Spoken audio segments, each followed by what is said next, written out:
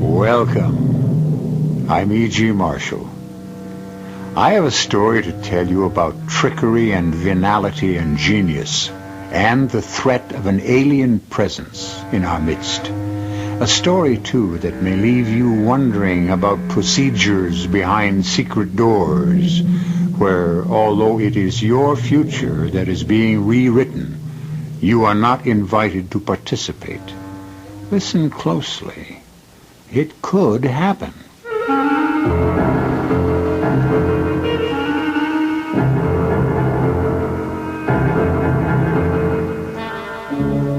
Our mystery drama, The Eavesdroppers, was written especially for the Mystery Theater by Field and Farrington and stars Arnold Moss.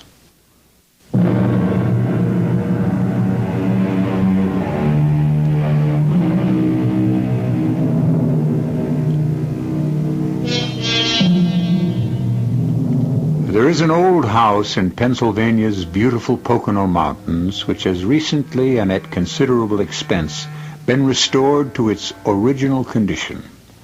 One wing has been made ideally suitable for use as a laboratory. This work was all arranged for and supervised by a man who calls himself Mr. Smith, more, one suspects, to promote anonymity than to establish identity.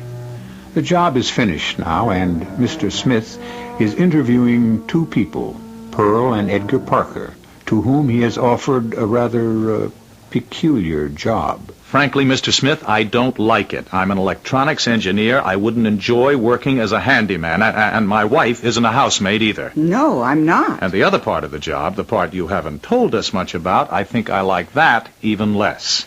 To begin with, I happen to know that you're out of a job and have been for some time.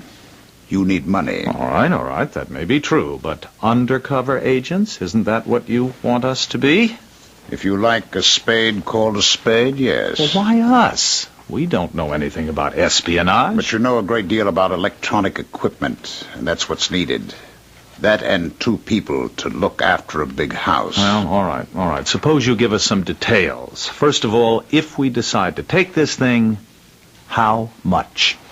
At the end of the summer, you'll receive $20,000 in cash. Oh, that's different, isn't it, Edgar? Well, it depends on what we have to do for it. To whom and for whom. I want to know who and what, Mr. Smith. You'll be working for aliens. Beings from another planet. From another galaxy, actually. Oh, come on. You wanted the truth. You have it. Oh, there aren't any such people. Oh, but there are. I've been in touch with them for some time. Our environment doesn't suit them. They come to Earth only in cases of extreme emergency. I don't believe you. It doesn't matter what you believe. The 20,000 will be good, solid American dollars. Now, look, whatever they want or don't want, it's clear that we'll be operating against somebody, and I'd like to know who. A single scientist who's working on a project my clients don't want to succeed. It would be against their best interests. All right, what's his name? We hope to rent the house to a Professor Dwight Addison. You may have heard the name. He's a very highly rated physicist. One of the top few. A physicist? Oh, if it's going to be bombs. No bombs. He's into something entirely different. All right, I've heard of Dwight Addison. What would you expect us to do, Mr. Smith? Edgar, if it isn't bombs and it's 20,000... Wait a minute. What do you want us to do, Mr. Smith?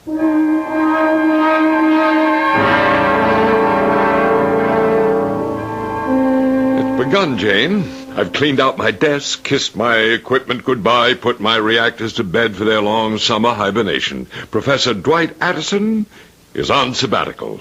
The summer is my personal property.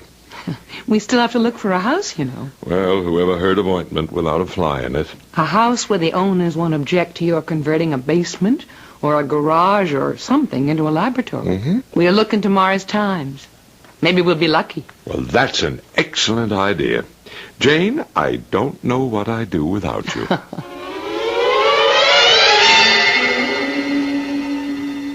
Well, time to make the phone call, I guess. To them? That's right. The aliens themselves, Edgar? No. Smith said he'd be our control. Oh, where is he? Where do you have to call? Some place in New York, that's all I know. I wouldn't know that even, except for the area code. All the same, even if it's not them, it makes me feel creepy. $20,000. That's the thing to keep in mind, Pearl, the money. Okay, here goes. I always wanted to go to Europe. Could we go afterwards, or maybe take a cruise somewhere, Edgar? Yes? This is... No names. No names ever. Have you carried out your instructions? To the letter. Everything as ordered. Very well. Now let me hear your story again. Well, we've been through it a lot, Mr. Smith, and I really know it... More, please. All right. The owner of the house is James Ellis. He's in Wall Street. He and his wife are taking the summer off and touring Europe. He's an amateur scientist. That's why he's got the lab set up. Pearl and I have worked for them for years and are almost like family. I assist him in the lab sometimes, and, let me see, Your privacy. Oh, yes. It's been a rule for years that nobody ever comes into our wing of the house. That's like part of our pay. We have complete privacy. Don't forget it. All right. We'll put the ad in tomorrow morning's Times. You should hear from the tenant sometime tomorrow. Try to make an appointment to show him the house for tomorrow afternoon.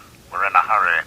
Well, what if somebody else sees the ad and calls first? No one else will see the advertisement. It will be placed only in the tenant's copy of the Times.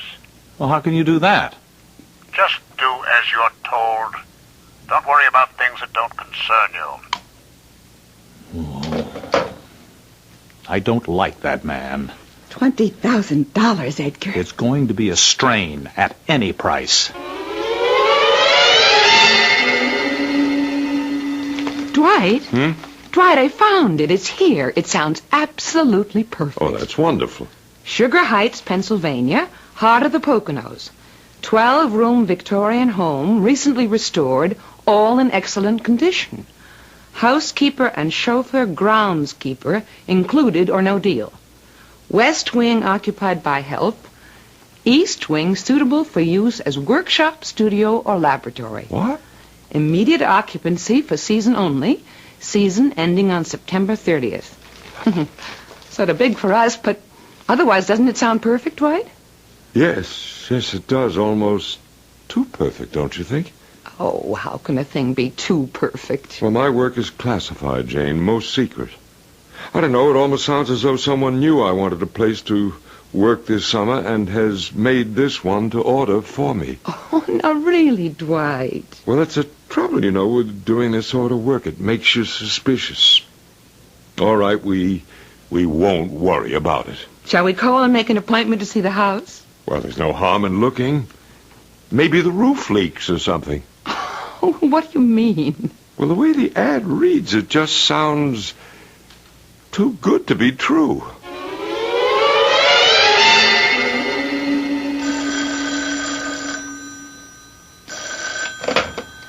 Hello? I'm calling about your ad in the Times this morning. Has the house been taken yet? No, not yet. My husband and I would like to drive out and look at it. May I have the name, please? Professor and Mrs. Dwight Addison. We live in New York City and we're looking for a summer house. Yes. I'm Edgar Parker. My wife and I look after the place. I think the ad said something about that. Oh, yes, that part's fine. When may we see the house? Any time, Mrs. Addison. This afternoon would be fine. This afternoon, say around 2? Very good, and I'm sure you'll like the place, Mrs. Addison. Yes. My husband says it sounds made to order. Well, that's just about everything, Mrs. Addison. You do like the place, don't you, Dwight? Oh, yes, very much indeed. You're sure now that the owners won't mind my moving my own equipment into the lab? Oh, no. Mr. Ellis will be glad to have it used. As I told you, he's a kind of amateur at science himself. Dabbling, he calls it. As a matter of fact, I help him out sometimes, kind of like a lab assistant, you know. Yes, I see. If you wanted me to, I could help you out around the lab, too. You know, just wash up and keep everything straight, things like that. I always enjoy doing it for Mr. Ellis. No, thank you. That won't be necessary. It wouldn't be any trouble at all. Professor Addison never uses an assistant. He likes to work alone. Oh, well then. Shall we take it, Dwight? I think it's just lovely. Yes, it's very suitable. All right, we'll take it.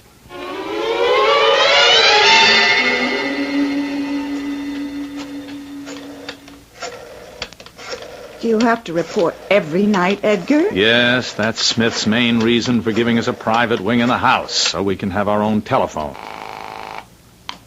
Yes? They took the place. I guess you already know that. He doesn't use an assistant, though, so I can't All right. possibly... You'll have to get into the lab on your own. They're planning to move in tomorrow, I believe? Tomorrow afternoon. All right, you stay there with them through dinner, then drive to Allentown, to Benny's Bar and Grill. I'll meet you there at 9:30 tomorrow evening. Look, if you just tell me now what I should Don't look be for... a fool. This is a telephone we're talking on. I'll see you tomorrow, 9:30 p.m.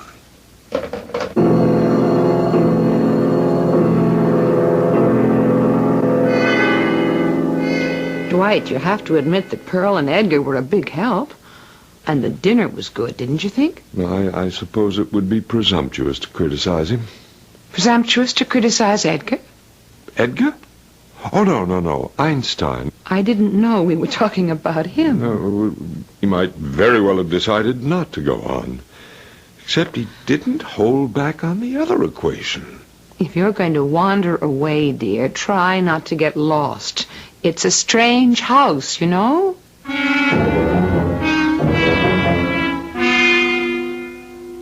Well, was Mr. Big Shot Smith satisfied, Edgar? Oh, he wouldn't say so if he was. Have to meet him in Allentown tomorrow night. Oh, no.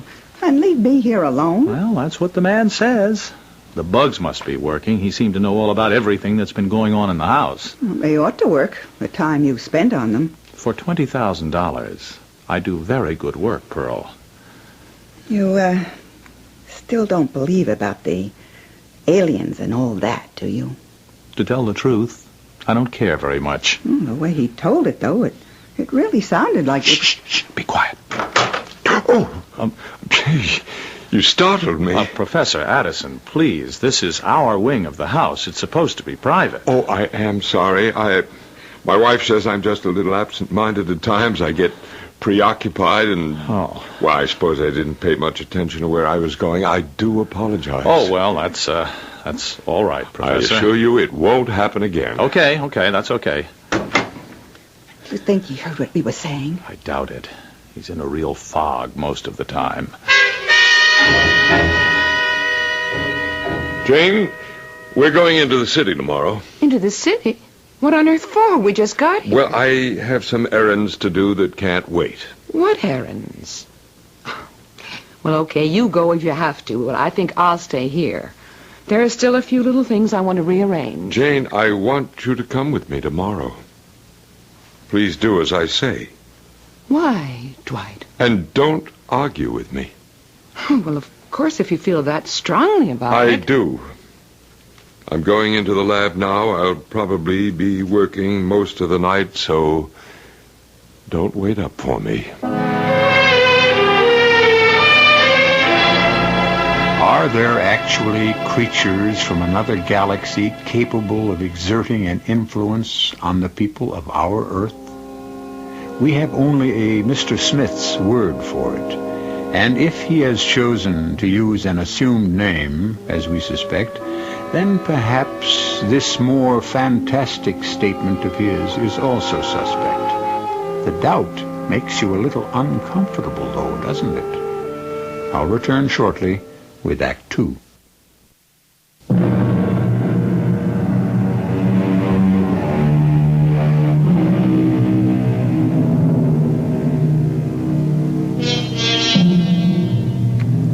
One of man's distinctive characteristics, one of the traits that sets him apart from the beast, is his desire for privacy.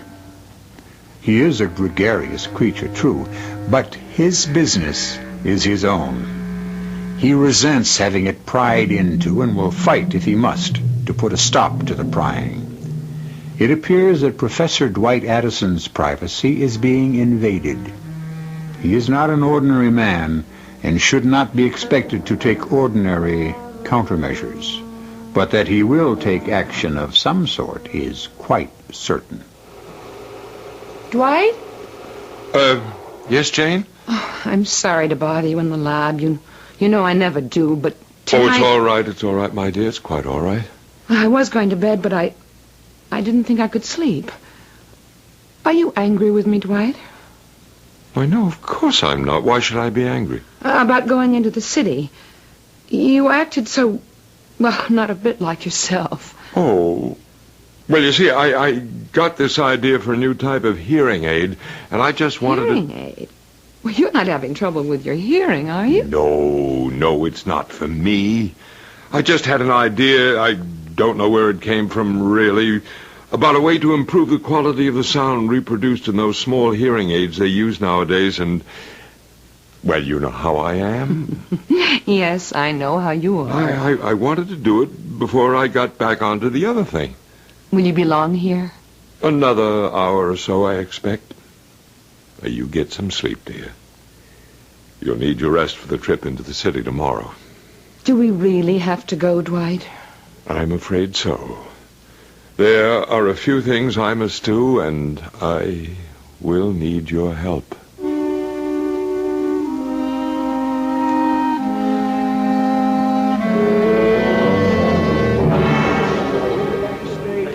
I was afraid you weren't coming, Mr. Smith. I've been here almost an hour. I was detained. Your wife didn't come with you? I thought it would be better for one of us to stay at the house. Commendable. Thank you. You were going to tell me something about what this Professor Addison is up to? Yes. We have reason to believe that he's working on a method, a mathematical concept, I should say, which may very well achieve the time bypass necessary for interstellar travel. I didn't quite get that. It's completely beyond either of us. Don't expect me to explain it to you. He's working on a way to travel between stars, between galaxies. You take it seriously? You believe it's possible? It's already been done, my friend. Where do you think the unidentified flying objects come from? Well, I've always thought they were optical illusions or something like that. A great many people do. It's a belief my clients have always encouraged. You and I know better. I guess so. And you think Professor Addison can do it? I don't know anything about it myself. My clients seem to believe that he's very close. It's our job to help them find out how close. And then what? They want him stopped. That's all I know. Now, look, if they plan to get rid of him somehow, I don't want any part of it at any price. And I still don't know what to look for if I get into his lab. Not if. When. Look for anything that he's jotted down. Every word, every number, everything. Here, I brought you this. A cigarette lighter? It's made to look like one. Actually, it's a camera, and a very good one. Oh, no kidding. But I'll show you how it works later. Does the professor have a good desk lamp? Well, it's three-way. I think it goes up to 150 watts. Pretty bright. Well, that's all you need. I want every scrap of paper you find in that lab photographed. It doesn't have to look important.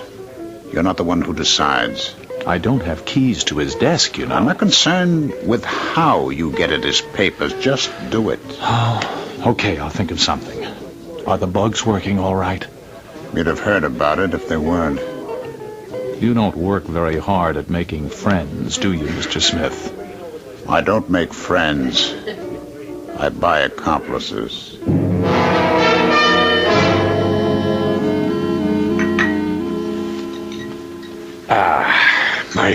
My favorite breakfast. How did you know, Edgar? Mrs. Addison told Pearl that you like poached eggs. They look good, don't they? They are beautiful. Professor Addison. Yes, Edgar. Mrs. Addison told Pearl you were working in the lab pretty much all night. Would you like me to go in and kind of straighten up for you? Oh, no, thank you. I wouldn't mind at all. I wouldn't mess with anything, of course, just sort of put the place in order. Edgar, I don't like anybody in my lab, not anybody at all. Are you still planning to go into the city, Dwight? You hardly got any sleep at all. Oh, yes, we really must. Will there be anything else right now, Professor? No, thank you, Edgar. I'll be sure to tell Pearl what you said about not going into the lab. We'd better get started, hadn't we? Started? Oh, for the city. Well, there's no hurry, really. I'd like to test my hearing aid before we go. Test it? I'm curious about how it reacts to various acoustical situations. I want to put it in my ear and try out the sound in various rooms of the house and then outside. Oh, why don't you come along? A little walk around the grounds. Sounds terribly baronial, doesn't it? Funny. I never knew you were interested in hearing aids. Well, the idea just hit me suddenly. They're out back now, Edgar. What are they doing? Well, she's cutting some flowers, and, well, he keeps wandering around listening to something. Well, birds, I guess. He's trying out a hearing aid. Look, do you want to help me here? Okay. It's one of the keys on this ring. I never saw a house with so many keys and locks. I think this is it. Is that what he's working on? A hearing aid? No, he got sidetracked, I guess. No. What are you going to do in the lab? I have to take pictures of any papers I can find. Now leave the door open so we can hear them if they come in. Take pictures? Just help me look for papers, will you? Any kind. Anything with something written on it. Well, he must have emptied the wastepaper basket himself. Oh, well, the desk is locked. I knew it would be. This filing cabinet's locked, too. Mm-hmm. Oh, here's some stuff. Under the desk blotter. Oh, good. Let me see. Uh-huh. Gibberish. I guess that's a good sign. A good sign? Listen, Pearl. Go out and watch them through the window, will you? I've got to get pictures of this stuff. Now, just let me know if they start back toward the house. Well, why is it a good sign if there's just, well, you know, whatever you said, gibberish on the papers? Just watch, will you?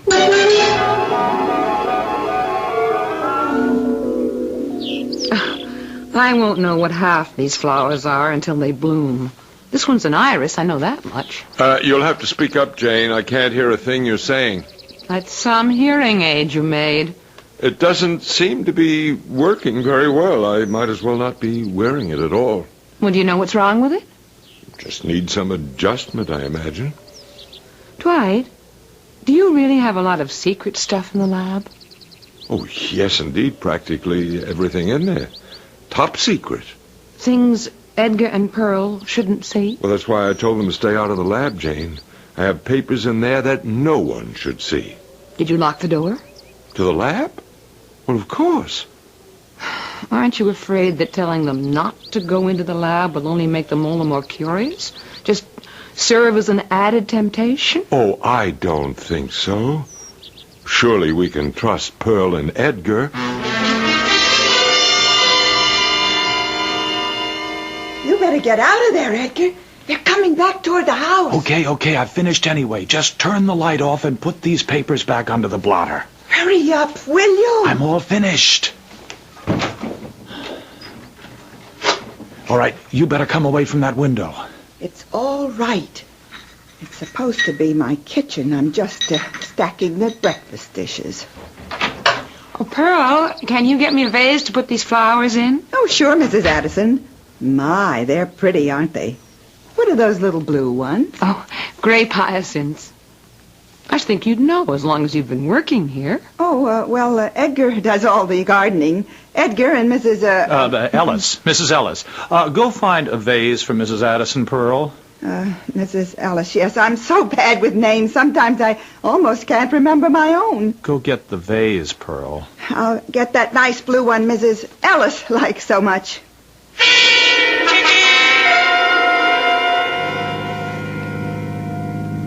Are you sure we're on the right road, Dwight?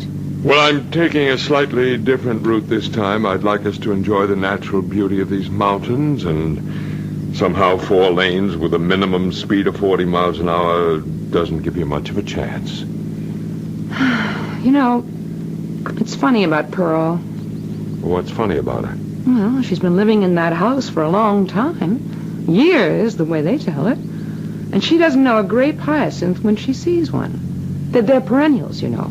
They come up every spring, year after year. Well, she probably just doesn't have that much interest in flowers. Some people don't. Maybe.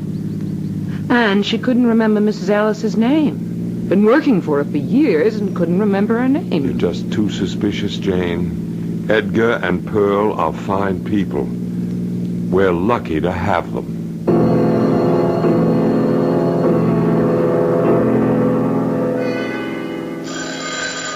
Well, either the professor got lost or Mr. Smith Almighty's unhappy about something again.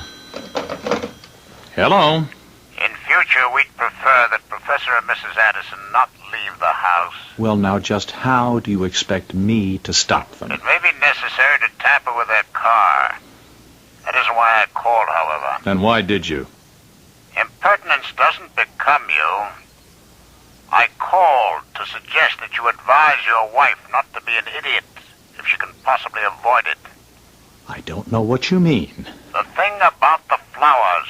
Well, Pearl didn't know what the flowers were. She wasn't thinking. Yes, that was obvious.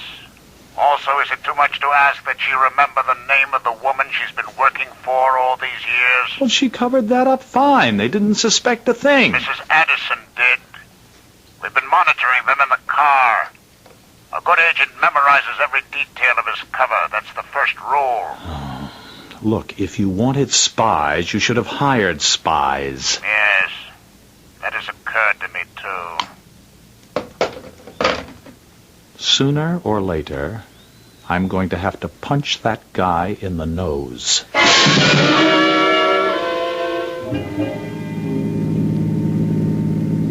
Well, maybe you're not lost, but I am. It's a beautiful spring day, dear. A day meant for wandering. Look. Just look at that. Now what? Well, there's a path leading off into the woods. Don't you see it there? It would be sinful, downright sinful not to follow it. You mean get out and take that path into the woods? Well, we have to know where it leads, Jane. Don't you feel you just have to? No, I don't. I don't feel the least bit that way. I'll bet there'll be snakes in there. Jane, please come with me. Why? Because I ask you to. Well, if you put it that way. Here, let me help you. Those aren't very good shoes for walking in the woods. Well, I thought I was going to the city. Takes me back to my childhood. Watch those branches, dear. Let me hold them for you. Oh, it's muddy. No. That's leaf mold. Oh. It's quite a different thing. All right. I guess this is far enough. Far enough for what? Now listen carefully, Jane. We can't stay out of the car too long. Oh, why not if we want to? That house is bugged. The lawn is bugged. Even our car is bugged. Bugged? Eavesdropping devices. Every word we've said since we moved into that house has been overheard.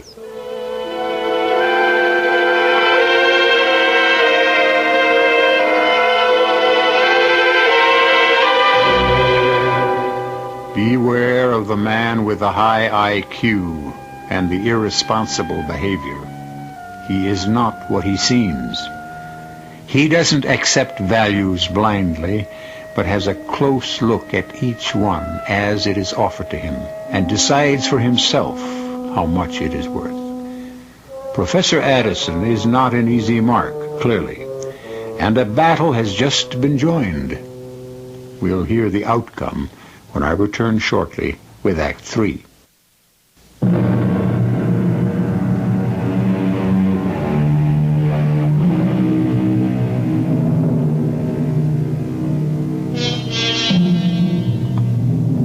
The creatures of an alien culture, beings from a galaxy light years removed from our Earth, have become interested in the researches of Professor Dwight Addison. They have caused to be planted in the house, which he has rented for the summer, a network of listening devices, which keeps him and his wife Jane under constant surveillance. These two, Professor and Mrs. Addison, have eluded the eavesdroppers temporarily by leaving their car, in which a bug has been planted, and walking down a wooded path. But how can you be sure that everything is bugged the way you say? How can you be so sure? That little gadget I've been calling a hearing aid isn't a hearing aid at all, Jane. It's a device for detecting radio transmission. Radio transmission? The bugs they've planted in and around the house are tiny radio transmitters. I get a beep from the thing I had in my ear every time I get near one. They're all over the house, 2 or 3 in several of the rooms. And they've been placed around the grounds in such a way that there's not a spot anywhere where we could talk without being overheard. In the car, too? At least one in the car. Pearl and Edgar. Oh, yes, Pearl and Edgar. They're very unlikely servants, haven't you noticed that? Would they be working for somebody else, or are they... somebody else. Oh, they're only agents. As a matter of fact, I suspect strongly that they're in the employ of intelligent beings from another world. Oh, now, really, Dwight? The project I have in hand would interest such beings. It's not much of a secret anymore that this planet has been visited. Flying saucers? Well, there have been some very, very secret investigations. There's not much doubt about it among the people who have the facts. And your work is... They'd be interested. Oh, we shouldn't have left Pearl and Edgar alone in the house. What if they get into the lab? Oh, I'm sure they have a duplicate key. But there's nothing in there of any consequence. Well, you told me the place was full of secret material. Well, that was for the benefit of the eavesdroppers, whoever they are. No, I have it all in my head, Jane. I don't trust papers. Ooh, I hate being spied on. I've given them something to think about, though. I left some papers under my desk pad for them, phony as $3 bills. Phony? Utter nonsense. Jane, I have a plan. I'll need your help. You don't have to ask. Thank you, my dear. I'm going to turn you into a nagging wife. And when we get back to the car, I want you to start complaining.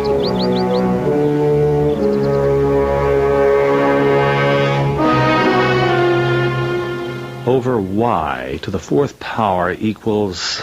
And then he's got a question mark that he's gone over and over until the paper's almost cut through by the pen. You found nothing except the papers under his desk pad? Just these 4 sheets, yes.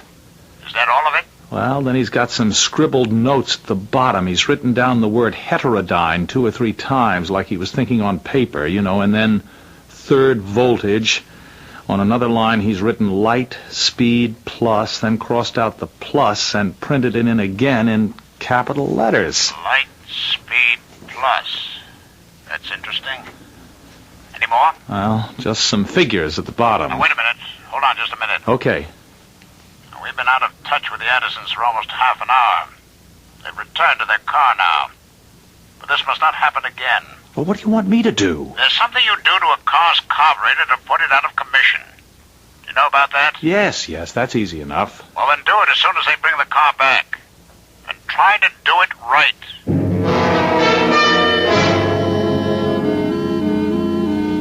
Well, I hope you're satisfied. It was beautiful. Well, wasn't it beautiful? Back there in that jungle? Ooh, it was crawly. But, Jane, I just felt like going into the woods. So we went. Dwight, what did you want to do in the city? Well, just some errands. That's what I asked you. What errands? Things to do with a project I'm working on. I'm afraid I'm not at liberty to go into it. Not at liberty. You have to make a left turn at the next crossroad. Yeah, I know that. My work is very secret. I've told you that before. I'm not free to talk about it to anybody. Anybody at all. Well, it makes a woman feel unwanted. Oh, now, come on, Jane. You know better than that. One of these days, and maybe before too long, I'll just decide not to stay where I'm not wanted. Jane! If you can be trusted with a secret, why can't I? It's just that you don't want to tell me. Well, one of these days, maybe you'll be sorry after I've left you. Jane, you don't mean that. You'll find out. Oh, well, all right. I'll tell you. So tell me. Well, not now. I can't go into it while I'm driving. It's too distracting. I'll tell you when we get home. You missed a turn, you know.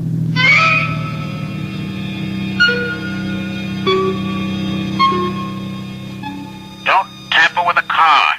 You understand me? Don't touch it unless you hear from me. Well, okay, but you said We the have car... reason to believe that we're going to get some vital information as soon as the Addisons get home. They should be there very soon. Well, okay, then you don't want me to... I don't want you to do anything until you're told to do something. Now stay near your telephone for further instructions. We get 20,000. He gets a punch in the nose. Now, this is wrong. All wrong, Jane. I want your absolute promise that you will never... Dwight, if you're going to start that again... Oh, all right.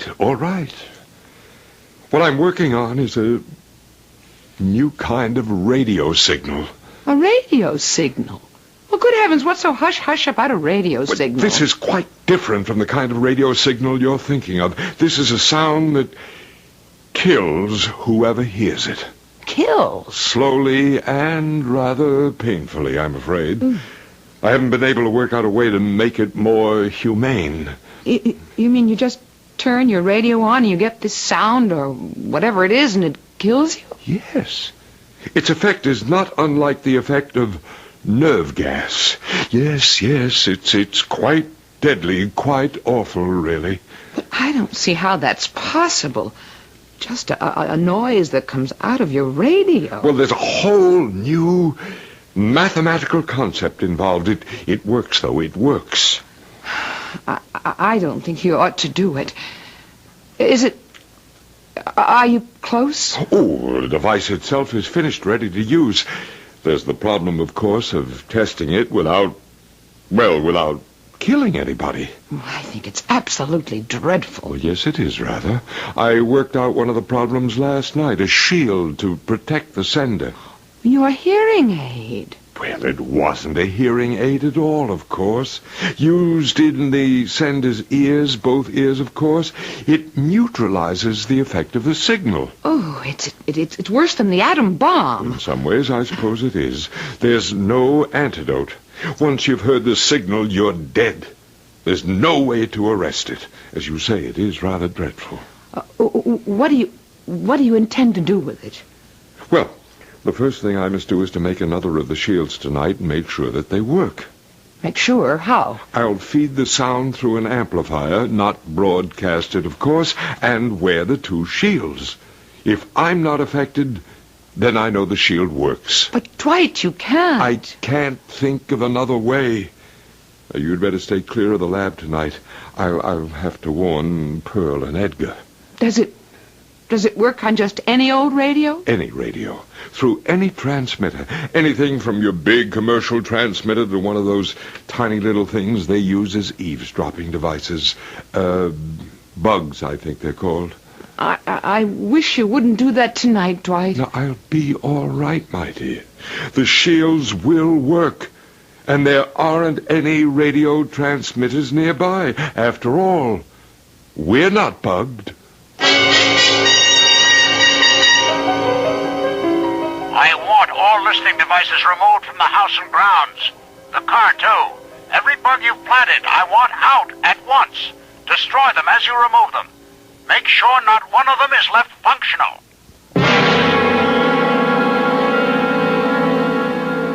Would you care to come with me for a walk around the grounds, Jane? All right, if you'd like to. It's a lovely afternoon. Edgar and Pearl have been out enjoying it. Oh, Edgar. Yes, Professor? Before I forget it, I think it would be a good idea if you and Pearl stayed in your quarters this evening. I'm doing a rather special experiment, and I think it would be safer for you. Okay, the whole evening? Until quite late, yes. It's a lovely day, isn't it? Mrs. Addison and I are going to take a little walk. Yes, it's very nice out, and, it's okay about tonight. We can talk now, Jane.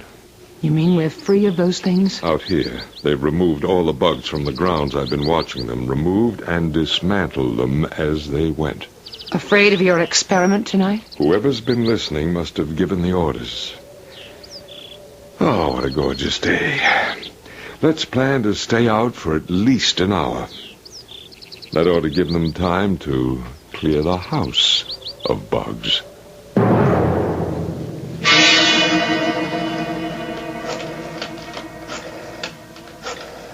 What are you doing, Edgar? I want to tell Smith all the bugs are out. I think maybe I ought to tell him what the professor said about a special experiment tonight, too. I expect he'd want to know that. I wonder why you wanted the bugs out. You think he'd tell me?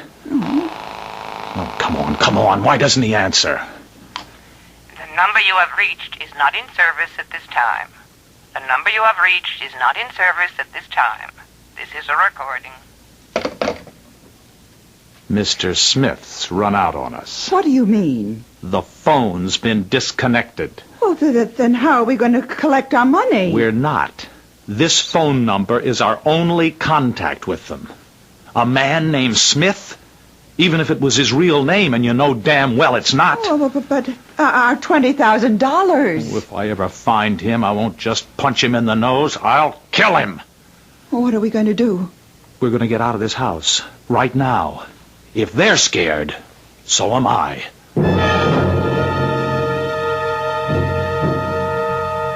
Come to the window, Jane. What's happening out there now? They're leaving. I watched them loading their car with luggage. We've seen the last of Pearl and Edgar. Maybe we should go, too. Why? We've paid our rent for the season. The bugs are gone. We'll have to run a big house without help for a while, of course, but... Oh, that's all right with me. Incidentally, how did you like my performance as the nagging wife? Too well, my dear. I'll never cast you in a role like that again. Dwight? Yes, dear? You're not really working on that awful thing, are you? I mean, the radio signal that kills people? No. No, nothing of the kind. Actually, what I'm working on is a time bypass that will make traveling between galaxies possible. Really make it possible? If it works. It looks good in theory. Of course, I know how to make the lethal radio signal. You do? Oh, yes. Yes, there's nothing to it, really, once you understand the mathematics. Oh, Dwight, you wouldn't. Oh, no, dear. That's one secret nobody's ever going to get out of me. Not even a nagging wife.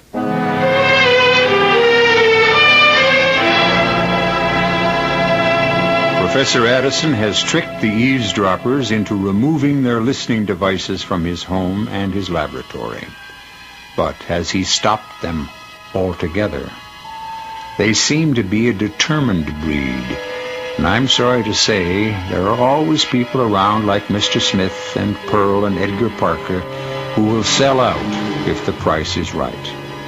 Perhaps we've heard the last of the eavesdroppers, and perhaps we haven't.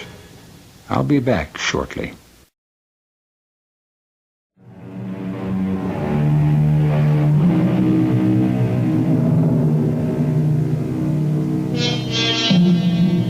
At this reading, interstellar travel has not been announced as feasible. But things move fast in this age. Don't be too surprised if you hear on a newscast that Professor Dwight Addison has found a way to make it feasible. And be with us, no matter what method of travel it requires, for our next look at some of the improbabilities that turn out to be, after all, possible. Our cast included Arnold Moss, Patricia Wheel, William Redford, Ralph Bell, and Joan Arliss. The entire production was under the direction of Hyman Brown. This is E.G. Marshall inviting you to return to our Mystery Theater for another adventure in the macabre. Until next time, Pleasant dreams.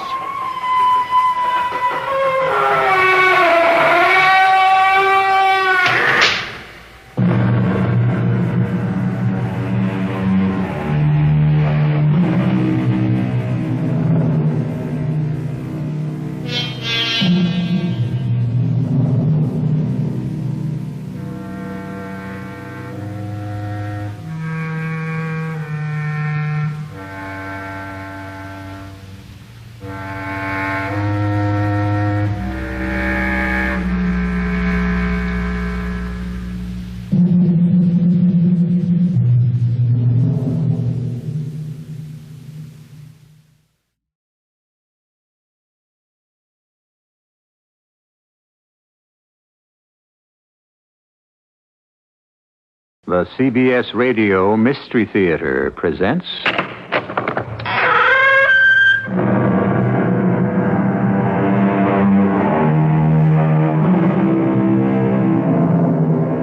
Come in.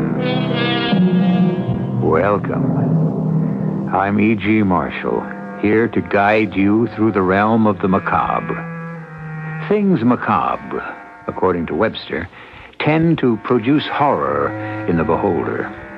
Of mystery, the same source says, whatever attracts curiosity and speculation, but resists or defies explanation.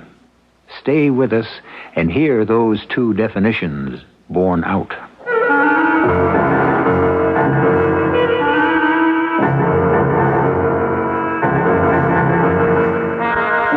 Our mystery drama, Pool of Fear, was written especially for the Mystery Theater by Field and Farrington and stars Morgan Fairchild and William Redfield.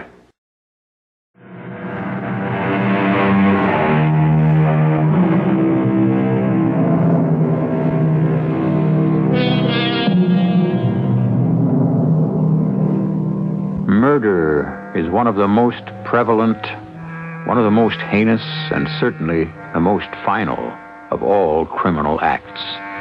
Killing in a moment of blinding passion is dreadful enough, but far worse is the murder done with cold calculation, carefully planned and maliciously carried out when it succeeds. Murder in the first degree. Well, baby, I hope you like this nice, dark back road for the same reason I like it. Don't get ambitious, Matt. You can pull over anywhere along here. A pleasure. I need the freedom to talk without being overheard. Well, we could have talked back in the restaurant if that was all you wanted. What I have to say is better not said in a crowded restaurant. Okay. If talking's all you want, so talk. First, Matt, I want to tell you that I know all about your past. My past? 1 suspended sentence, 1 2-year term, both for armed robbery. Oh. How'd you find out? That's not important. So how come you're willing to go out with me, a fancy rich girl like you and an ex-con? Oh, let's say I was attracted to you because of your record, not in spite of it. Have you ever killed anybody, Matt? You don't have to worry about telling me. I won't repeat it. No, I never did. Why are you so interested, Beth? How would you like to make $10,000? You know the answer to that. I'm just about flat broke. I'm going out to Bromley to visit my father and stepmother over the weekend. I'll pay you $10,000 to come out with me and pretend to be my fiancé. Well, that's pretty pleasant duty. What's the catch? Well, there is one little thing. Sometime during the weekend, I want you to kill my stepmother. Oh, Millie, I meant to ask you. Are you planning to be at home tomorrow afternoon? I can be, surely. What's happening tomorrow afternoon? Well, I arranged to have Kent Bennett bring his boy over around 2 and clean out the pool. You know how Beth loves to swim, and I thought I'd like to have the pool in tip-top shape. No trouble. I'll be here. You're very pleased Beth's coming for the weekend, aren't you, Lee? Yes, I am. It's only the second time she's been out since she took the apartment in New York. I expect she'd come more often, except for me. Now, don't start out with that attitude, Millie. Please. I want you and Beth to be friends. I'm afraid that's a tall order. Not if you try. Well, I'll do my best. But I'm afraid it's a lost cause. Now, if you start out thinking that way, of course it isn't going to work. I think she resents me because I'm trying to take her mother's place. I suppose that enters into it. But she'll get used to the idea in time. Darling, she's had almost 3 years now. Were she and her mother so very close? Very close, yes. Beth just about idolized Natalie. Were they at all likely? In some ways. Natalie had that same drive Beth has. She was more tolerant than Beth, though. Of other people, I mean. They didn't look at all alike. You know, I've never even seen a picture of Natalie. I got rid of them all shortly after she died. I didn't like the way Beth mooned over her mother's pictures. It was getting morbid. Well, I'll do my best to make Beth like me, or at least tolerate me. I have a feeling it's going to be better this time. You know, she called and asked if she could come out, all on her own. She's never done that before. I just have a feeling it's going to work out well. I hope so. Just promise me you'll do your part. That's all I ask. Of course I will. But, I don't know. Sometimes that girl almost frightens me, Lee.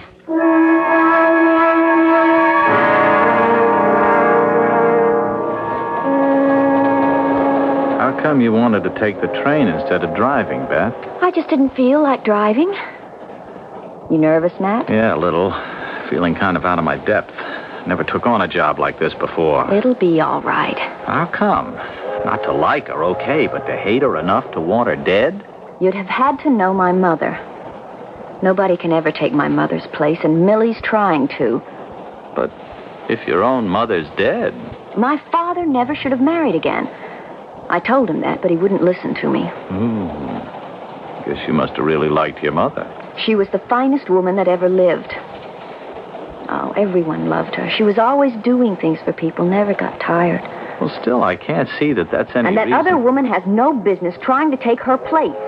Using her things, married to her husband. I just won't have it anymore. I can't bear to think of another woman in my mother's home with my father. Okay, whatever you say. She's tried to turn my father against me. Oh, she's all sweetness and light when I'm around. But she's done her best to take my father away from me. I know she's done that. All right, okay. How are we going to do it? Well, you're going to do it. Haven't you even thought about it? Well, not with a gun. That's no good. I mean, it's got to look like an accident. Of course not with a gun. I thought maybe, hold a pillow over her face. That wouldn't leave any marks. They might think it was a heart attack or something. She sleeps with my father. What's he going to be doing while you smother his wife? Well, she must take afternoon naps sometimes, doesn't she? Not with me there, she won't. Just catch her giving my father and me that much time alone together. Oh, I see. All right. I'll think of something. If a good chance doesn't turn up this time, I could come back and try it another time. No, now, I've waited long enough. It's got to be this weekend. Okay. We have a pool back of the house. Lots of people drown accidentally. Oh? Maybe you could work something out. Maybe. I don't know. A swimming pool sounds pretty much out in the open, though. The shrubbery screens the pool off from the neighbors. I think I like that idea. She can't swim very well. Yes. I wouldn't be surprised if my stepmother had a fatal swimming accident this weekend.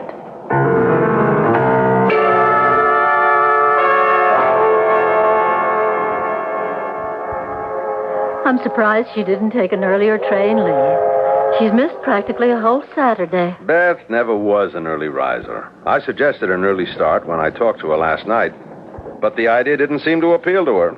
Well, you'll have this evening and all day tomorrow with her at least. I do hope it's nice tomorrow. I feel very optimistic about this visit, Millie. Wonder why she came by train instead of driving. She's got such a nice car. She said she didn't feel like driving. I don't know why. I hope she didn't miss the train. I'm nervous. Isn't that silly? No need to be. There. Isn't that Beth getting off? That looks like her. Who's that with her? She's got someone with her. Doesn't look like anybody I know. Are you sure he's with Beth? Yeah, he helped her off the train. Well, she might have brought a friend. Wouldn't be unlike her just to forget to mention it. Ah, they're together, all right. Over here, Beth. Thanks for meeting us. I forgot to ask you to. How are you, Daddy? Oh, let me present my fiancé, Matt Brewster. How do you do? Did I forget How to you tell do? you I was bringing him with me? Your fiancé? Well, we thought we'd surprise you. Matt, this is my father, and this is my stepmother. How do you do? Hello, Beth. Well, I'm very pleased to meet you both. Beth has told me so much about you. I almost feel as if I know both of you already. I'm glad to meet you, son. Little surprised, I confess. Should I have told you in advance about Matt and me, Daddy? I thought it would be more fun to surprise you. Beth, you're looking very well. Thank you. Well, come along, everybody. The car's in the parking lot just over here. It's very nice to see you again, Beth. Oh, yes. It's going to be a very special weekend.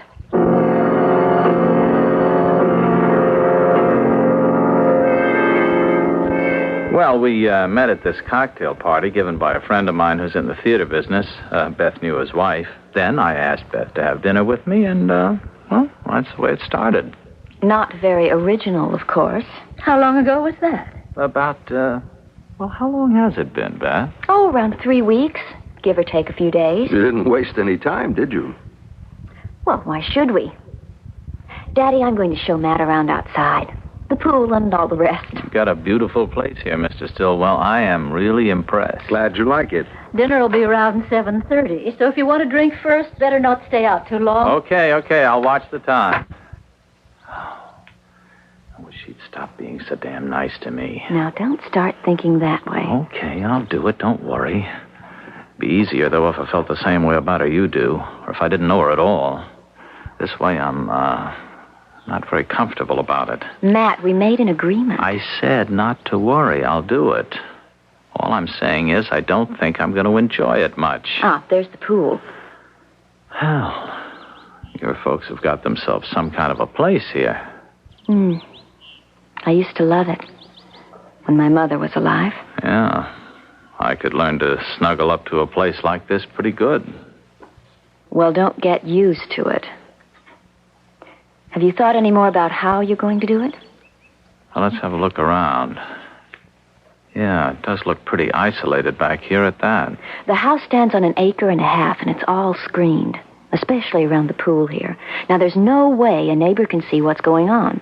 It was built that way on purpose. I used to sunbathe out here without even a bikini. Oh, that must have been pretty spectacular. Just keep your mind on the job. No way I'm likely to forget that.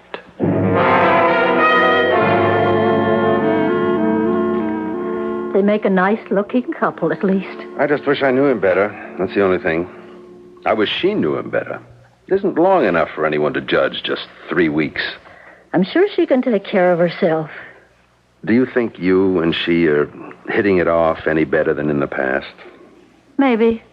See, what would her mother have thought of him? Natalie? Hard to say.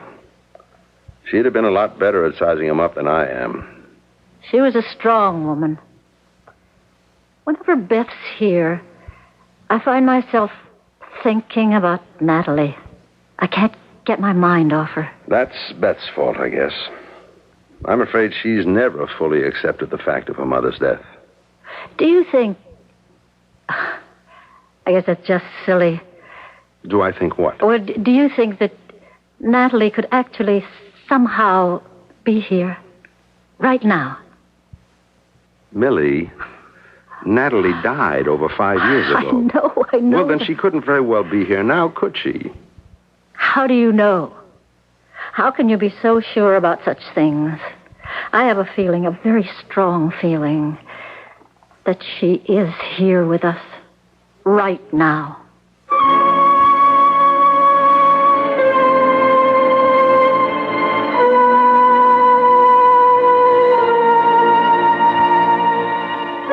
Is it possible that given great strength of character in life, a person might find a way to exert at least his or her influence after death? There is, of course, no sure answer to that question. It is one of those mysteries which attract speculation but defy explanation. We can, however, continue our speculation when I return shortly with Act Two.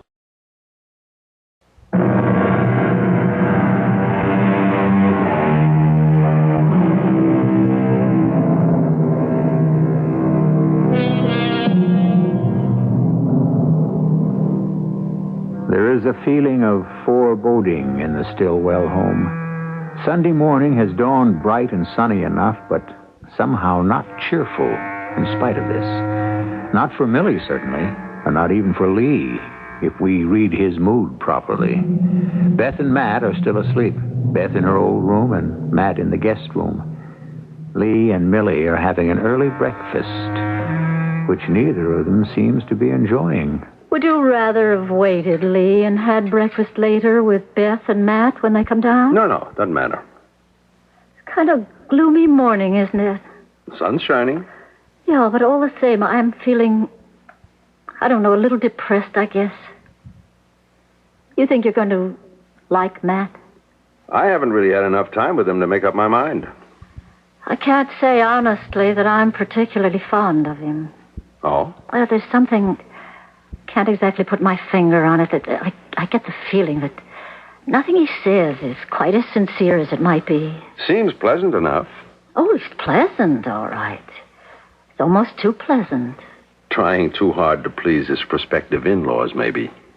Just gives me the creeps somehow.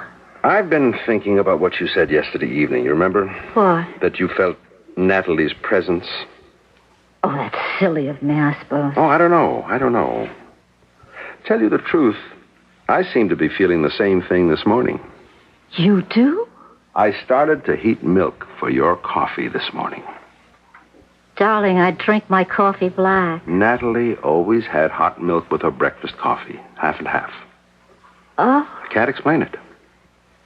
But I have this very strong feeling that she's right here with us. Right now.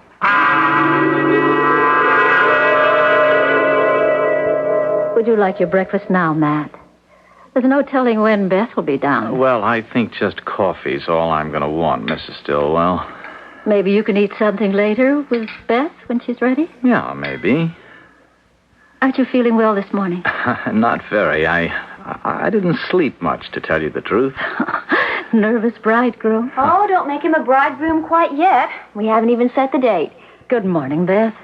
I hope you slept better than Matt says he did. Oh, I always sleep well. Clear conscience. What would you like for breakfast? I can't sell Matt anything but a cup of coffee. Oh, that'll do for me, too. I'm not much of a breakfast person. But we'll have a big lunch. There's plenty of freshly perked coffee in the kitchen. Shall I bring it to you in here? I get it. We'll take it outside if that's all right with you, Matt. Oh, sure, fine. And if you change your mind and decide to have something more substantial, just let me know.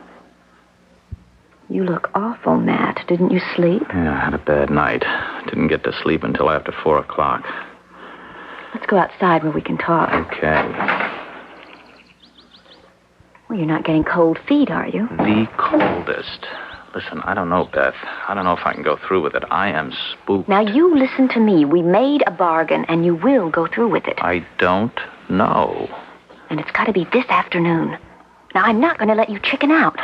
All right, you want to sit here? Is this okay? Anywhere. What happened to you? You were all right yesterday. Did you ever get the feeling that somebody's watching you? Just all the time watching you? Not unless somebody was, no. Well, that's the way I felt all night. I just couldn't get away from it. Like somebody was staring at me the whole night. That's just nerves. It doesn't change anything. Maybe I was wrong when I told you I could kill somebody if I had to. Maybe I can at all. Nobody could possibly have been watching you last night. Now, you listen to me. You're going to have a talk with my father. He insists on it. Then we're all going to have lunch. And after that, you're going to do what you agreed to do. Mm-hmm. And how do you want me to handle the talk with your old man? Well, make it sound real. I know it'll be pretty corny, but you can handle it. I can handle that okay, sure. I'm not worried about that. You can do everything you have to do.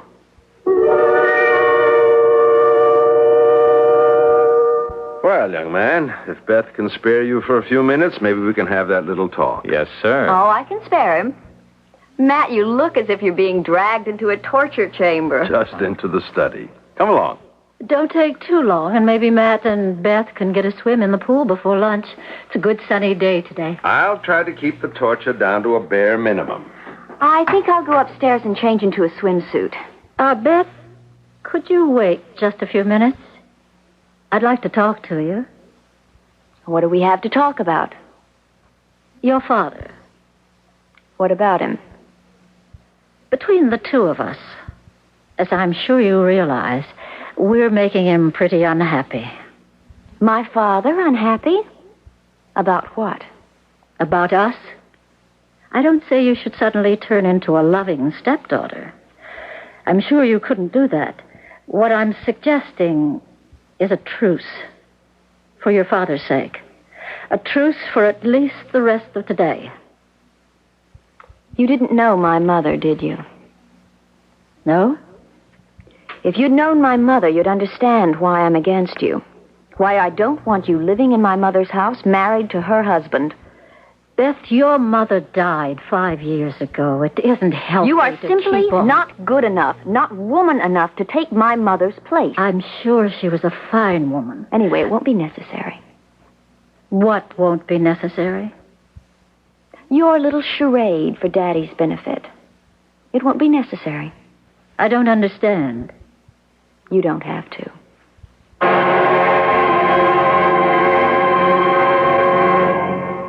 Relax, Matt. I'm not really an ogre. No, sir, no. I know you're not. I'm just kind of jumpy today. Well, it is an ordeal, I guess, meeting your future in-laws for the first time. But I assure you we don't bite, either of us. No, sir. Well, now, what do you do for a living, Matt? I don't even know that. Well, right now I'm the assistant manager of a theater, a movie house. Right now? I expect to do better. Uh-huh. Does that, being an assistant manager, does it bring in enough to support a wife? Not the way you live, no, and not the way Beth has always lived, I guess. Well, you're aware that someday Beth will inherit a good deal of money. Well, I guess so, yes, sir. I don't know anything about it, but I assumed she would. Mm-hmm. And does that influence your affection for her in any way? No, sir, it does not. It must be a factor, though. Even if you try not to make it one. I suppose it will make a difference, but it's not why I want to marry Beth. All I can do is tell you that. I can't force you to believe it. You say it very convincingly. I think I will believe it.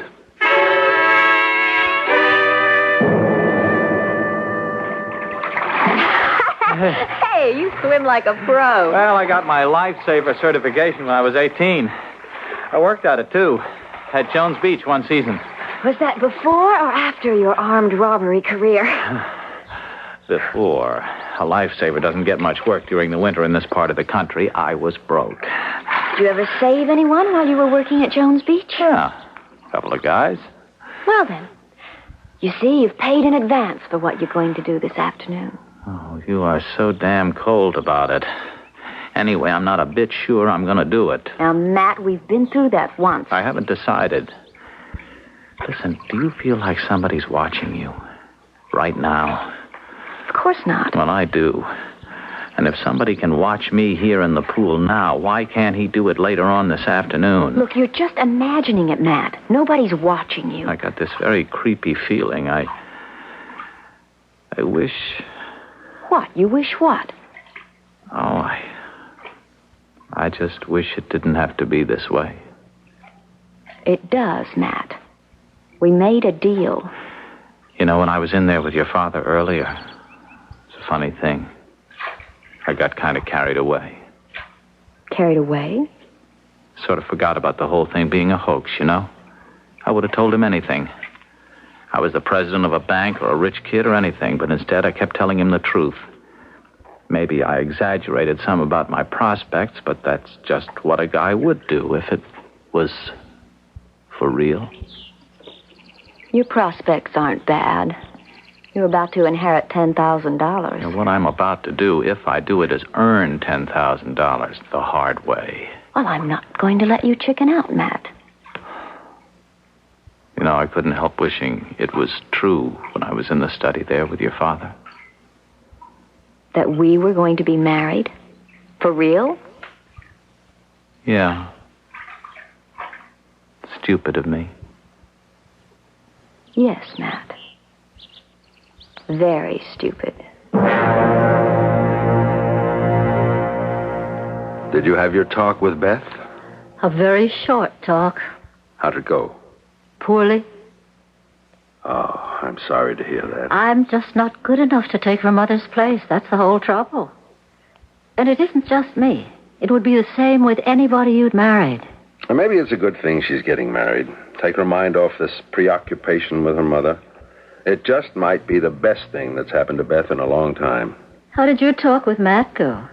Oh, I asked him all the old-fashioned questions, and he gave me all the old-fashioned answers. You know, there's still something about him I just don't know, Lee. There's some kind of off-center. Does that make any sense? Not very much. No, I suppose not. Natalie doesn't like him. Natalie doesn't like him? Don't you still feel that she's here with us? I have a peculiar feeling, yes. Uh-huh. But she doesn't like Matt? She doesn't. Are you going to tell me that you've been in touch with her? No, not exactly, but I know how she feels. How could you, Millie? Somehow I do know. And she feels much more strongly about him than I do, Lee. I believe she knows something about him that I don't know.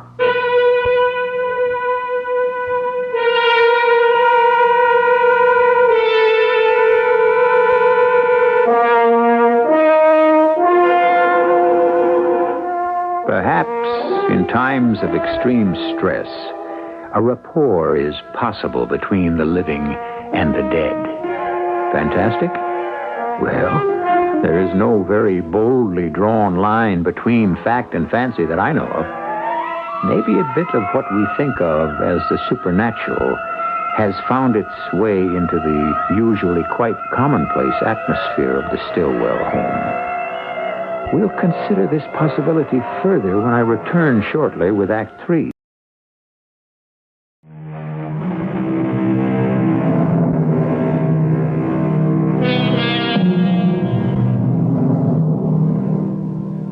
Although water is not man's natural element, he has for centuries taken more pleasure in swimming than perhaps any other sport.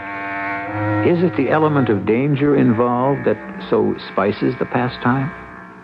There's always the threat of drowning, but it keeps few people out of deep water. Millie Stillwell, however, would be specially well advised to stay out of the Stillwell pool this afternoon, for the threat to her has become very real. Okay, now here's the way we'll do it. After lunch, I'll tell my father I want to talk to him about I don't know, I think it's something. The financial arrangements after we're married. You know, something like that. I told him I wasn't marrying you for your money. Well, he's always given me an allowance. Anyway, the study is the best place for him while you're dealing with my stepmother. The pool can't be seen from there. The windows all face the other direction. Beth, it's no use making a lot of plans because I'm not going to be able to go... You'll suggest a dip in the pool to Millie. You don't like to swim alone. Look, she wouldn't go in the pool with me. Of course she will. She's trying to be a good hostess. And if you don't like to swim alone, she'll go in with you. Now, once you've got her in the pool, you simply hold her under until she drowns. She won't be able to scream or do a thing to stop you. Man, it's perfect. Wait a minute. I got this feeling right now that somebody's watching me. Oh, shut up, will you? It's nothing but nerves. Now, when you're sure Millie's dead, you drag her out of the pool and shout to Daddy and me. We come running out and find you giving her mouth-to-mouth resuscitation. Oh, it's too late, of course. But there you'll be, doing everything you possibly can to save her life. It's foolproof, Matt. I'm not going to do it, Beth. Oh, yes, you are. Look, I'd like to keep my promise to you. Lord knows I could use $10,000, but there's no use in thinking about it anymore. I can't do it. What if we up the price a little, Matt? No good. I couldn't kill her at any price. You told me that when you were talking to Daddy earlier, you wished it could all be real. That we actually were planning to get married. And you called me stupid. Well, what if I said now that it could be real? That I'd marry you if you went through with our plan. You really would? Yes. Yes, and eventually it would be worth a lot more than $10,000 to you, Matt. What I told your father was true.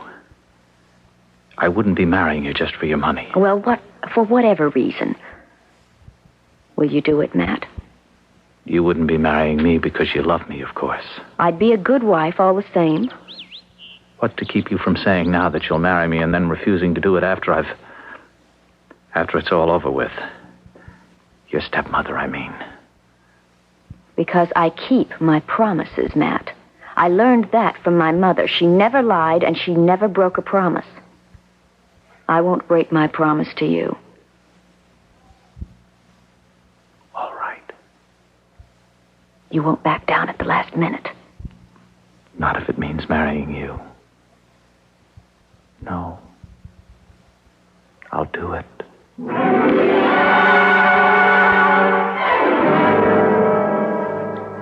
I can't get over this feeling that something dreadful's going to happen, Lee. It's that kind of day, I guess. I'm feeling pretty spooked myself. And you were looking forward to such a nice weekend with Beth. It hasn't turned out quite that well, has it? You still have the feeling that Natalie's with us. It's fantastic. A while ago, I looked out toward the pool, and I could have sworn that Natalie was sitting in one of the chairs. Oh, no. Just for a second. The chair was in the shade of the old oak, and of course it was just a trick of the shadows, along with my mind. But for a couple of seconds, I could have sworn that Natalie was sitting there. Isn't it about time for lunch? Yes, it is. I think I'll serve it out by the pool. That way Beth and Matt won't have to change.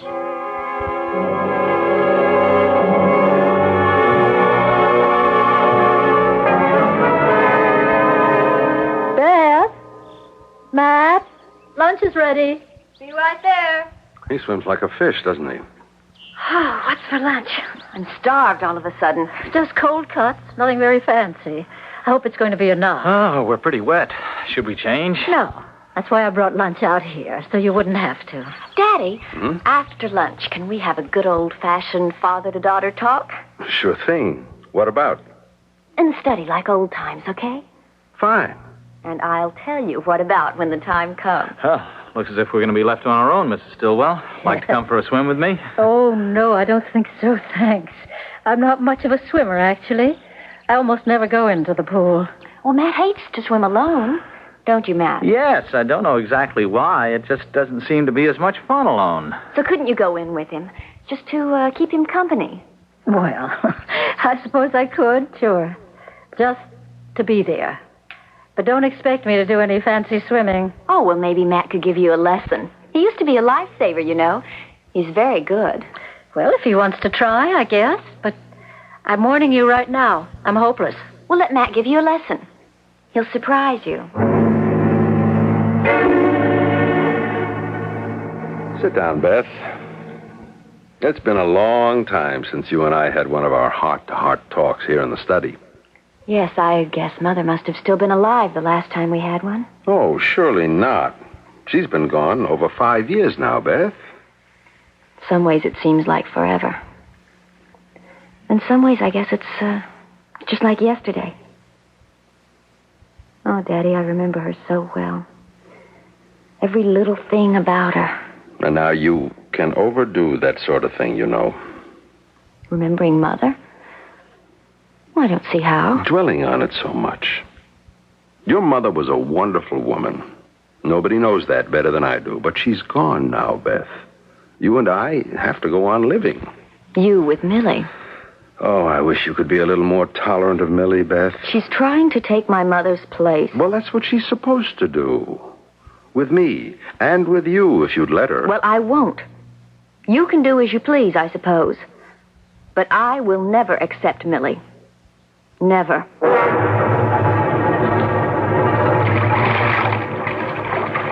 Sorry I took so long changing, Matt. I couldn't find a bathing cap. Oh, that's all right. Took a dozen laps to the pool. I'm not in as good shape as I should be. A dozen laps. I call that pretty good. Well, come on in. Well, you better stand back. I splash. You splash, all right. I told you not to expect anything fancy. Okay, let me see you swim across the pool once. Well, once is about all I can handle. Okay? Here goes. All right.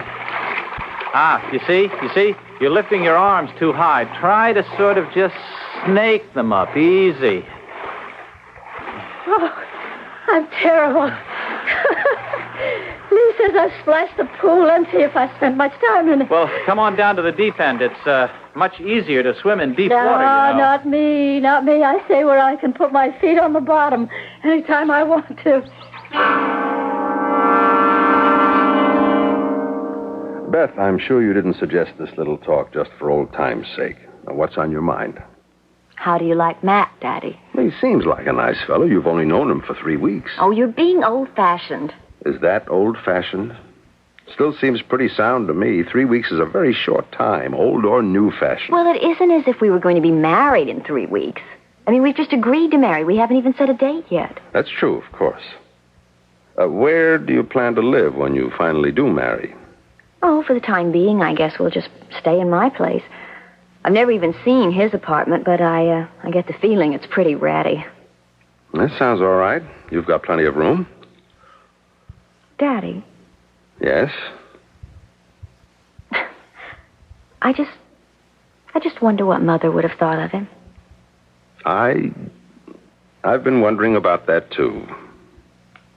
Although, actually, if Mother were still alive, I wouldn't be marrying him in the first place.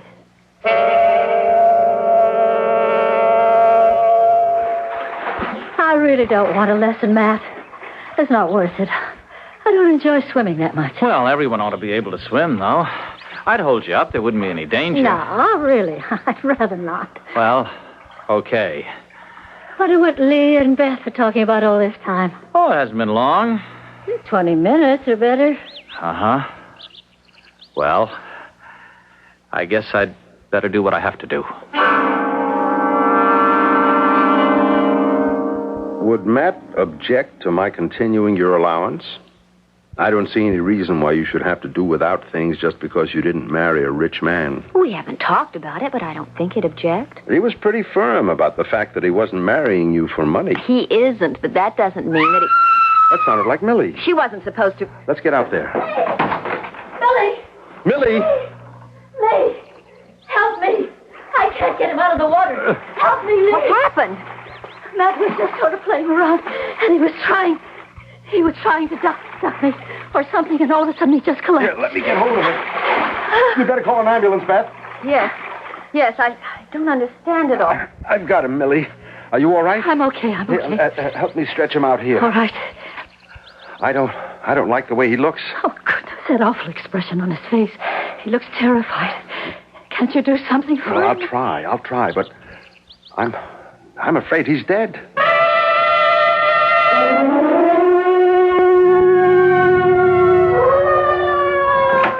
Here, stop here. This is the place. Around back, by the pool. Show me, please. He was in the pool, Doctor. I think he must have had a cramp or something. All right. Just let me have a look at him. Will he be all right? It doesn't look good to me, Beth. I'm afraid... I don't understand it. What went wrong? Just what I told you, Beth. He was just playing, you know, the way people do in the water. I think he was going to duck me. And then all of a sudden he got this awful look on his face.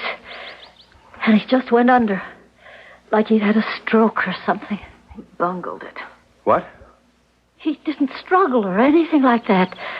I think he was unconscious already. I tried to hold his head out of the water, but he was so heavy. I should have known he couldn't do it. Do what, Beth? I don't know what I'm saying. Oh, Beth, I'm sorry. I'm afraid there's nothing I can do. This man is dead. Oh. He didn't drown. At least I don't think he did. We'll have to examine him, of course. What did happen? A heart seizure, I suspect. It's just a guess. You know, if it weren't so completely unscientific, I think I'd say he died of fear. Where's Beth, Lee? She's up in her room, resting, I guess. Shouldn't someone be with her? She said she wanted to be alone. She doesn't seem to be taking it too badly. I don't really understand the way she's taking it. She seems more angry than anything else. Lee, was Natalie tall? Black hair? Very beautiful, but with a small scar just at the corner of her left eye? Well, yes. How could you know that? I saw her. You saw her? I couldn't tell the doctor.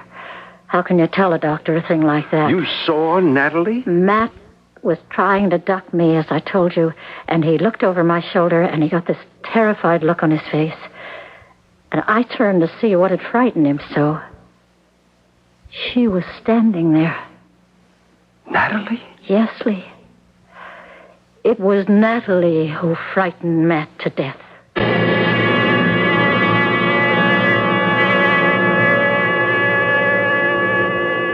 And there you have it. A situation which attracts curiosity and speculation, but resists or defies explanation. A mystery. You may settle for whatever explanation you find acceptable, but we do not rule out the occult simply because it is occult. If Millie says she saw Natalie, who are we to say she didn't? I'll be back in a few minutes.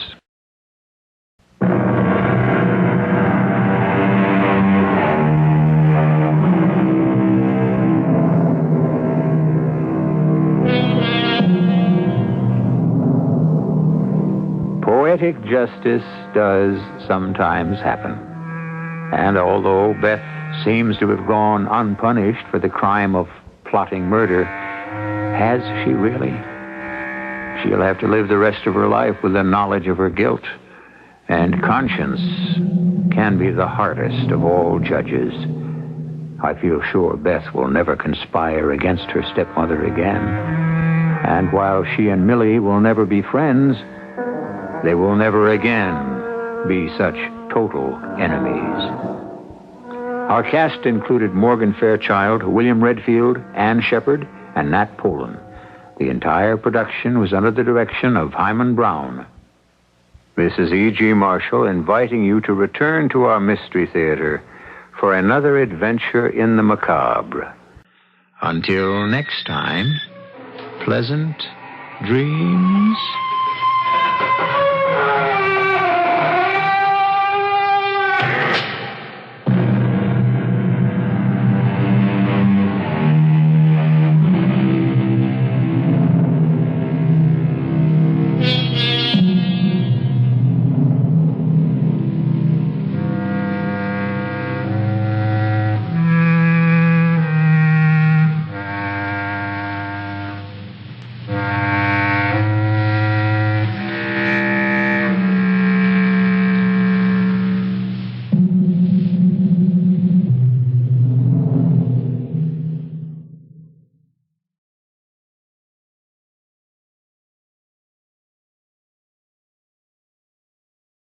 The CBS Radio Mystery Theater presents...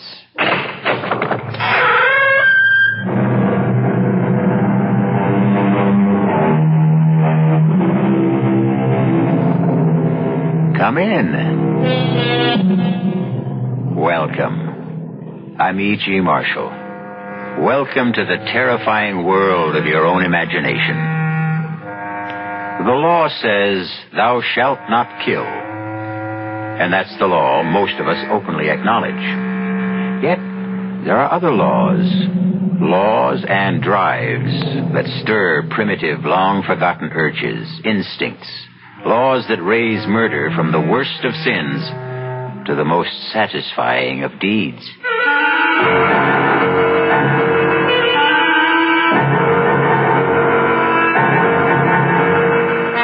Our mystery drama, The Diary of a Madman, is based on the story by Guy de Maupassant and was adapted especially for the Mystery Theater by Sam Dan and stars Larry Haynes.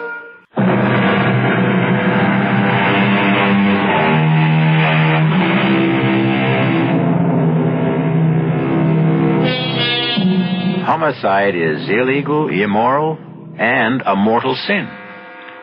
We condemn and punish the murderer.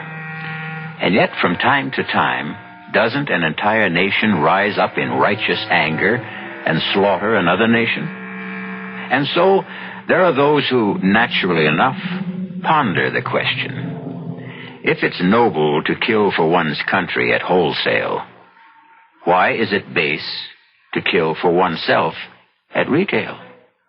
These are the thoughts that occupy the mind of a tall, well-dressed, dignified gentleman. He's walking down a deserted street very late one night in the early summer, some 25 years ago. As he passes a darkened doorway, he hears a gasp. Oh, what a relief. I beg your pardon. Oh. Is something the matter, miss? Yeah. Oh, it's only you. Me? Yeah, you. I don't believe we know each other, Miss... Wilson. Darlene Wilson. Oh, my glad it's you. I'm afraid I don't understand. Well, you see, I took this job at Benji's Diner. My first night at the job. You know the place? No, I can't say that I do. We'll never go there. Oh, what a bunch of creeps. Anyhow, somebody said this street was a shortcut to the bus stop. And I was walking down the street and I heard these footsteps coming up right behind me. Well, wouldn't you be scared if you was me? Well, I suppose. Oh, I got so scared. I tried to hide in this doorway. Oh, and it turned out to be you. Well, I'm sorry I frightened you. Oh, forget it. You're just the kind of person somebody would like to see on a lonely, deserted street late at night. Really? Why? Well, you're so well dressed.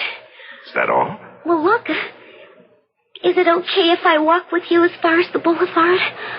I guess it's pretty safe there. Yes, of course. Do you mind if I ask you something? Please do. I really shouldn't ask strangers such questions, but what's a person like you doing in a neighborhood like this, anyhow? I was looking for somebody. Down here? Yes. What kind of person will you be looking for in this part of town?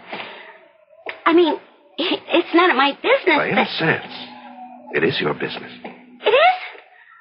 How? Because, I happen to be looking for a person like you. What? What did you say? Person like you. What are you talking about? You see, I have a certain urgent need. Now, listen here, mister. If I was that kind of a girl, No, Darlene. It's obvious you are not that kind of girl. Well, then, what do you want from me? I want your life, Darlene. What are you saying? No, please, get out of my way. Oh, no, Darlene. Let go of me. Let go. No, I can't, Darlene. You can't kill me. I never did anything to you. No, of course not. I don't even know you. There's nothing personal in this, please, Darlene. I'm scared. Please leave me alone. Now, please, don't struggle. I won't hurt you. It'll be over very quickly. I don't want to die. Don't, please.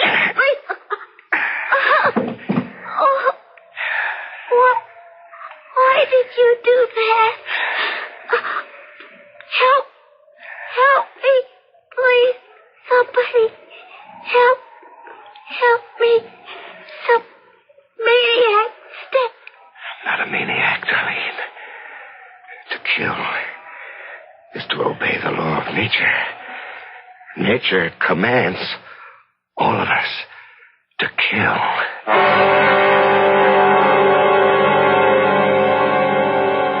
June 29th. I've done it again. And again, it was so easy and exciting. She struggled desperately. I could feel the wild beating of her heart, the hysterical pounding of pulses. And then the climax of the drama, the single thrust of the blade. And once again, no one will ever know. Who could possibly suspect me? The knife. I carefully cleaned and hid it in my desk. There was blood on my lapel. I scrubbed every trace of it away.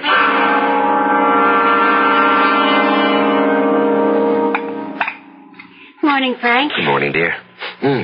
Everything smells so good. You mean you've regained your appetite? Well, I don't know. I'm starved. Oh, that's wonderful. I've been so worried about you lately, Frank. What did the poet say, dearest? Come fill the cup. Well, fill my cup and my plate with doubles of everything. What's come over you? Well, I feel like a brand new man today.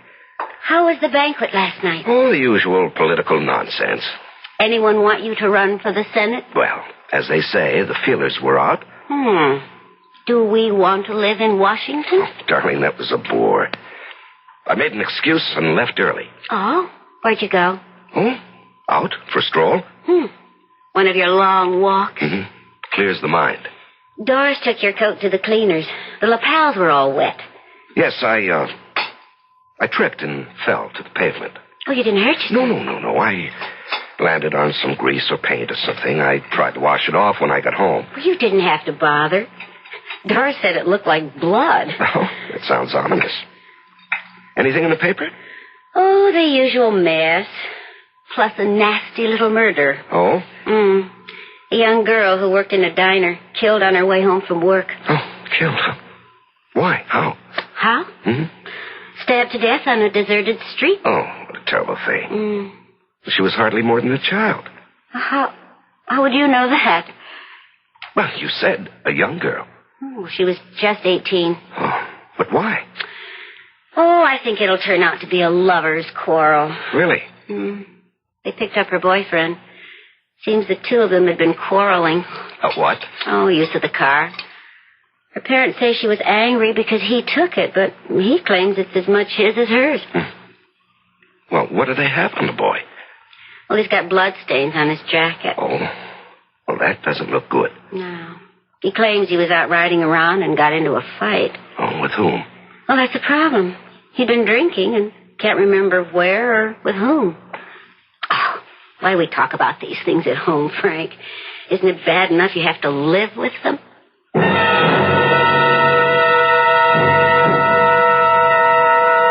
June 30th. Although I'm completely above suspicion, I can't afford to be careless. Not that anyone in his wildest dreams would ever suspect. Still, I should be more careful about my clothes. Last time, there were also bloodstains. And yesterday, I'd forgotten to lock my desk drawer. Of course, Estelle never bothers. But still, no one should ever read this diary. I didn't do it. They're lying. They're all lying. Order. Order, I'll clear this court. The defendant will rise and face the bench. Your Honor. Don't you call me Your Honor, young man. By your conduct, you show no respect for the law or for this court. Judge Wallace, I didn't kill her. Why would I kill her? Why? I loved her. Young man, you're being given a fair trial. You have every opportunity to prove your innocence. Judge, please. None of them believe me. What are you saying? Everybody thinks I'm guilty. I can tell. But I was cruising around and I got into a fight. I got the bloodstains that way. I got no alibi, but I didn't do it. You'll have to be seated. We'll proceed in an orderly fashion. Will the attorney for the people continue his cross-examination?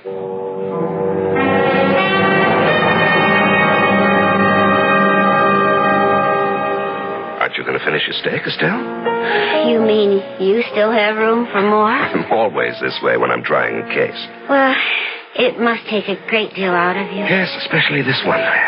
Why this one? Oh, I don't know. Frank, that boy's innocent. Estelle, that's for the jury to decide. No, not completely. It's for you to decide. I think you've decided. How can you say that? By the way you're handling it. Please, Frank, you may not be aware of it, but... Aware of what? Well, you're favoring the prosecutor. Now, that's ridiculous. Well, then, it has to be my imagination. I don't understand why we're even talking about this. We never discussed my case. It's just that. Estelle, you're actually pale. What is it? I'm convinced that boy is innocent. Well, if he is innocent, he'll be acquitted. But you know that isn't true. The innocent don't always go free, and the guilty aren't always punished. Estelle, I've never seen you like this before. I know, and I just can't account for it. But I have this conviction. That boy is absolutely innocent. Darlene, there's evidence. I don't care about evidence. Now, that's irrational. Well, what can I do? I know. Don't ask me how. I just know. That boy is innocent. Well, then there's every chance the jury will agree with you. No, Frank. That's what makes it so terrible. I don't think the jury will agree with me. I had killed before, but this was the first time somebody was going to pay for it, so it was doubly exciting. I had not only killed her, but in a very real sense, I would also be killing him. He was doomed. I could tell. They were a hanging jury if I ever saw one. They didn't like the boy. I could read the verdict in their faces. And so I went out of my way to give them the kind of charge that would be as favorable to the defendant as I could make it, because I knew that nothing could save him. They stayed out a whole day, all night, and the better part of the next morning. There was never any doubt in my mind.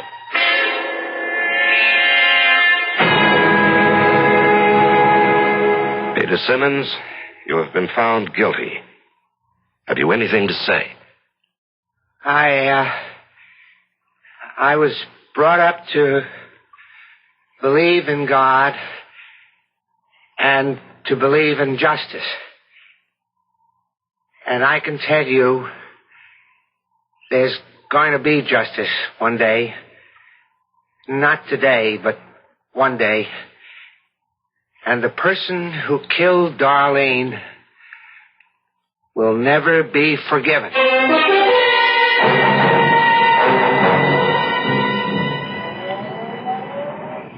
Thanks for picking me up, dear. Yeah, well, I didn't think I could come to court today, but I couldn't stay away. Did you have to hang him? Darling, it was out of my hands.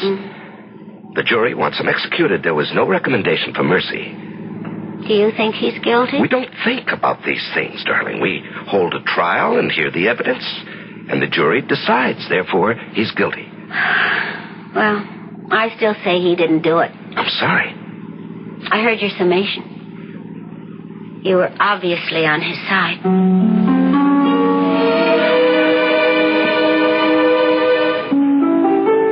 November 27th. All of his appeals ran out. He was executed last night. I understand he died very well. But it isn't as if I killed him with my own hands. And it's been a long time. A very long time since I obeyed the law of nature. I'm growing restless.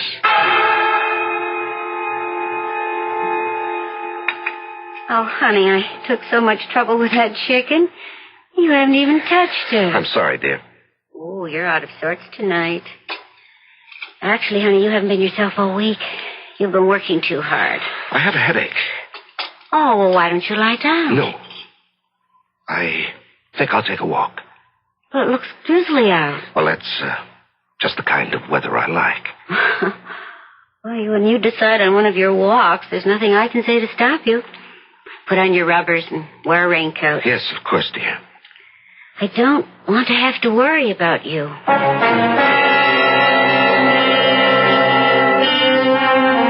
Walking may be good for some people, but it can be extremely hazardous for others, especially for someone who might just happen to run into Frank Wallace.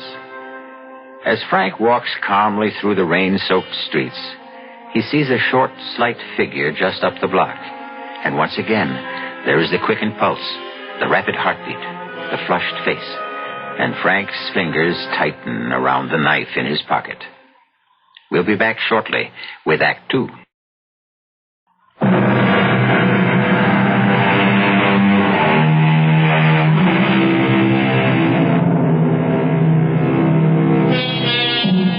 Franklin K. Wallace is a distinguished judge.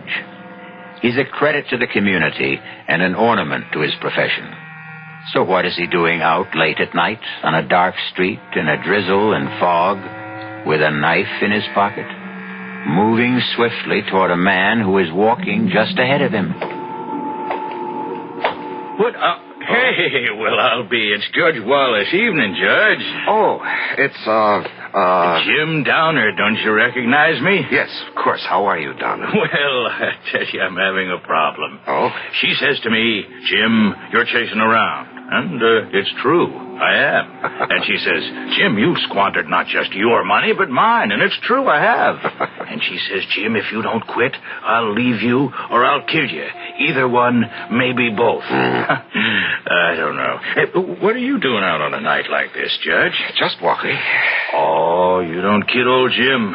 Nobody picks a night like this to go just walking. Something's up, huh, Judge? Well, nothing you'd want to write about in the newspaper, darn it. You know, Judge, I need a story in the worst way. I'm up against a deadline. I don't even have tomorrow's column. How about an idea? Well, how about, murder?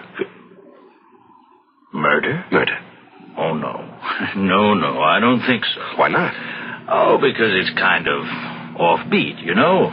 Average person isn't concerned with murder. He doesn't think about killing. Oh, that's where you're wrong, down it. Killing is the law of nature. Every living being has the mission to kill. Well, Judge, I wouldn't exactly say that. Oh, yes, everyone wants to kill.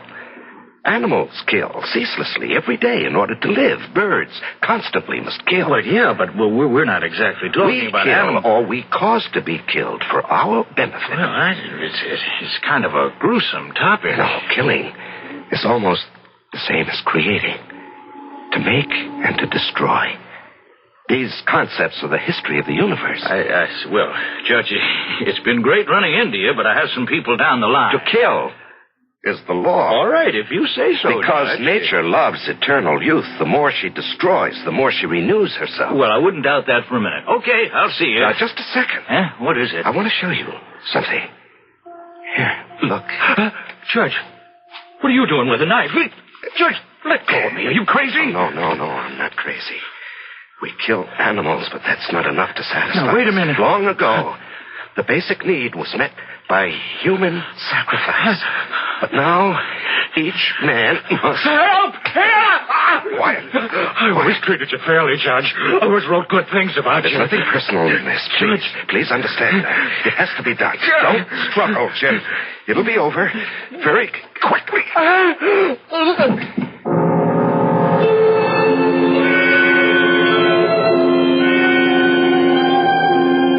Was he dead? I thought I heard someone coming. His scream may have been heard by someone, the police maybe. If he wasn't dead, I was doomed. But I didn't have time to make sure. I had to get out of there because I knew I had blood on my coat. I had to get out of there, and I had to get rid of that coat.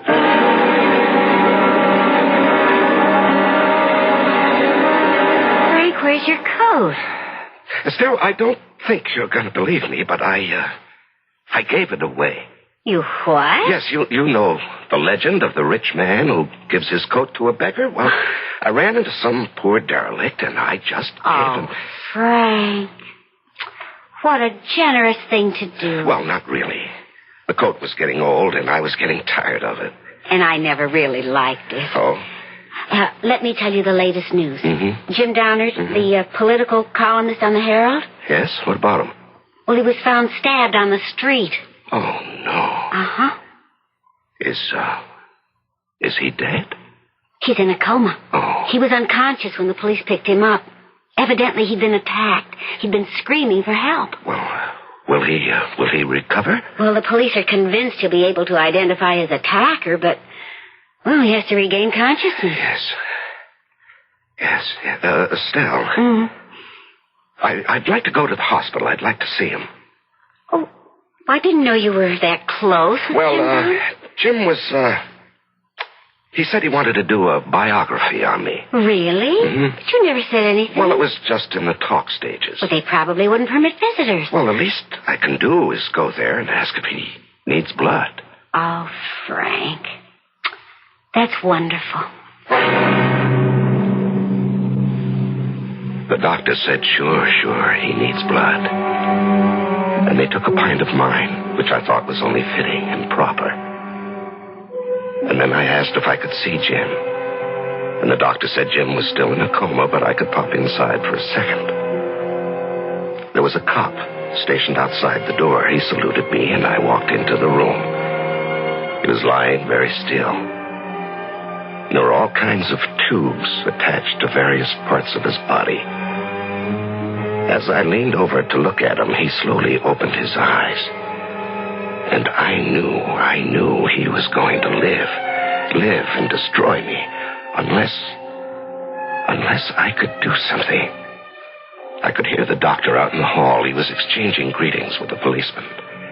Quickly, I pulled gently at one of the tubes in his arm. I didn't know what that might do, but it was all I had time for. You want some warm milk, honey? No, I'll just go to bed. Any news about Jim Downett? Sorry to have to tell you this, Frank, but came over the radio a few minutes ago. Jim Downett is dead. Oh. They said he never really had a chance. January 20th. I had discovered something else. In addition to the thrill of killing, there is also the exhilaration that is felt by the victim. Nature is kind. She also gives the one who is doomed a feeling of the drama. I know because for several hours last night, I could have been a victim. Had Jim Downett lived, well, it taught me a lesson. I should raise the stakes. I shouldn't be so invulnerable. After all, if I am absolutely 100% safe, where is the thrill? Morning, darling. Oh, I see you've prepared a big breakfast. You know, it seems to me that every time there's been a murder, you eat a big breakfast the following morning. Oh? How do you account for that? Well, how do you account for this? Police have suspect in Downard murder. Have they? It's remarkable. It only happened late last night, and they have their man a few hours later. Darling, he's not exactly their man. He's just a suspect. Well, they don't say, but they hint pretty strongly that the evidence against him is rather heavy. Well, now, that's for a jury to decide. I don't know, Frank. I don't think he did it. Oh, no. Here we go again. Well, it's just a feeling. Darling, he'll have his day in court. Well, that doesn't necessarily prove anything. Estelle, are you attacking our system of justice? Did that poor kid, what's his name, Peter Simmons, did he get justice? Well, he got a fair trial. Huh. Well, I still believe he's innocent, for all the good that does him now. And I believe this man is innocent, too. Estelle, you don't know what the evidence Well, is. it's just a feeling, and it just won't go away. Oh, you're being silly. Maybe. I just wish that you weren't involved. Well, I have to be involved. It's my job. February 23rd. The man's name is Tom Lewis, 30 years old. He has a previous record. He did time for robbery and again for assault. I don't think his chances are too good. He doesn't have a very good story either. Well, I was just walking along down the street, see, and I thought I heard somebody yell for help. So I wasn't going to get mixed up in it, see, but it was foggy. And I couldn't see, you know. And I guess I must have tripped over him. I could see he was dead, or good as dead. And there was blood. There was blood all over him. And that's how it got over me. And the money, well, All right, I figured as long as he's dead anyhow, he might have a couple of bucks on him, so I reached into his pocket. Your Honor, we should like the jury to examine this $50 bill. Listen, I'm not denying I took the money. Order. But somebody else had already knocked him off. The accused will remain seated and orderly. Well, I'm being framed. Mr. Lewis, I will not warn you again. The court cannot tolerate these outbursts. But I didn't kill him. February 25. I see now each of my murders has been a masterpiece. I feel like an artist. With this difference, I cannot accept credit for my work. Well, perhaps the day will come when a man will be honored for a superlative job, such as I can do. Meanwhile, I'm not exactly being cheated. No one else wants to take credit for my work either. That's a consolation.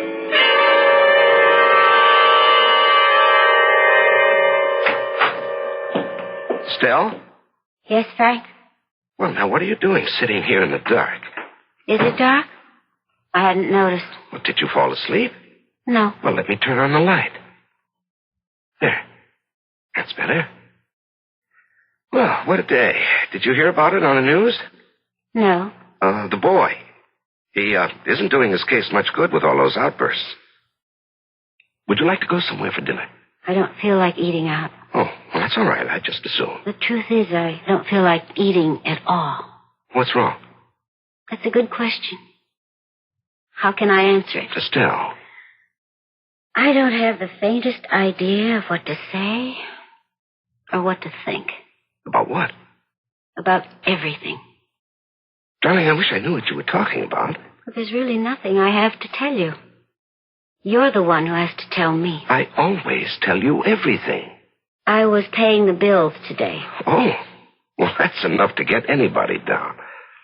And, I ran out of blank checks. Oh? I remembered... Yes? That you always have an extra book of checks in your desk drawer. Oh. That you always keep it locked. Yes, that's right, I do. I thought, maybe this time, you might have left it open. Estelle, I never go through your things. We always respected each other's privacy. But the drawer just happened to be open. And I found this little book. And, did you read it? Yes. Yes, Frank, I read it. Every single word of it. Did you tell anyone about it? No, Frank. I've told no one. Well, that's good. That's very good to know. Frank.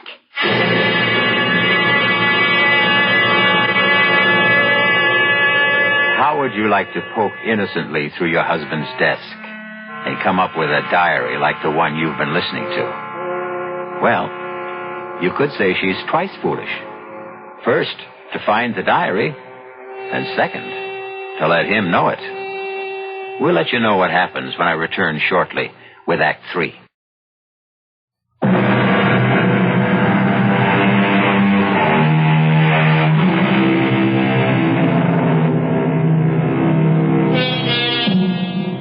Over the years, there's been a series of particularly brutal murders. You are the wife of a distinguished jurist who has presided over most of the trials and sent the supposedly guilty to death. Now, you find a diary in which your husband claims that he is the killer. Frank, what are you going to do? What do you mean, what am I going to do? Well, you killed those people. This boy, this one who's on trial now for the murder of Jim Downard, he's innocent. No, dear, he's guilty. But I just read your confession. And Peter Simmons, who was hanged for killing his sweetheart. Well, you admit you killed her. Darling, please, sit down. You're becoming hysterical. That's right, I am. I have every right to become... Estelle, please, will you listen? But to what? To the truth. I've just read the truth. Darling, listen. For many years, I wanted to write a book. What? Now, will you please just listen? You don't have to say anything until I'm finished. I have been fascinated by the criminal mind.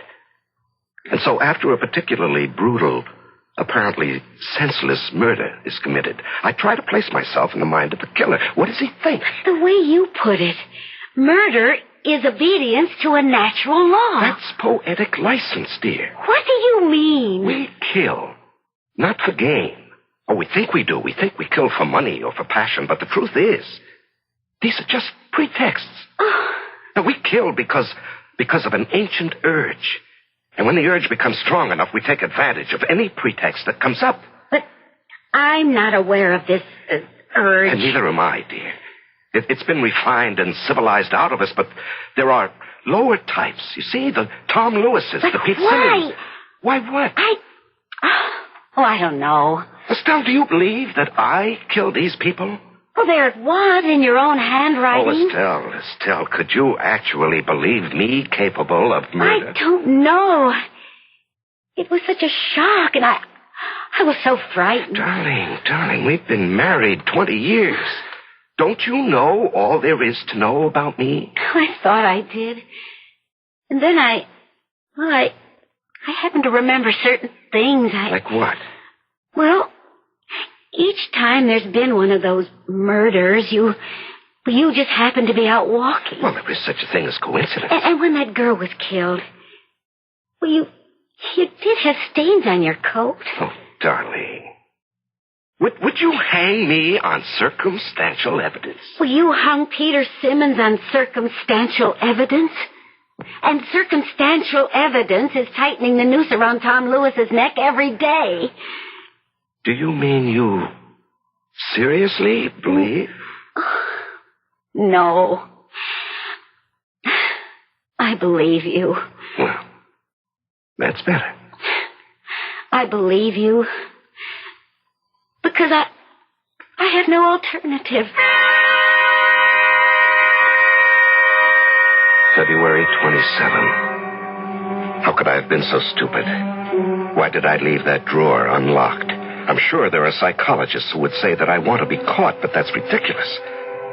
Does she believe me? Does she?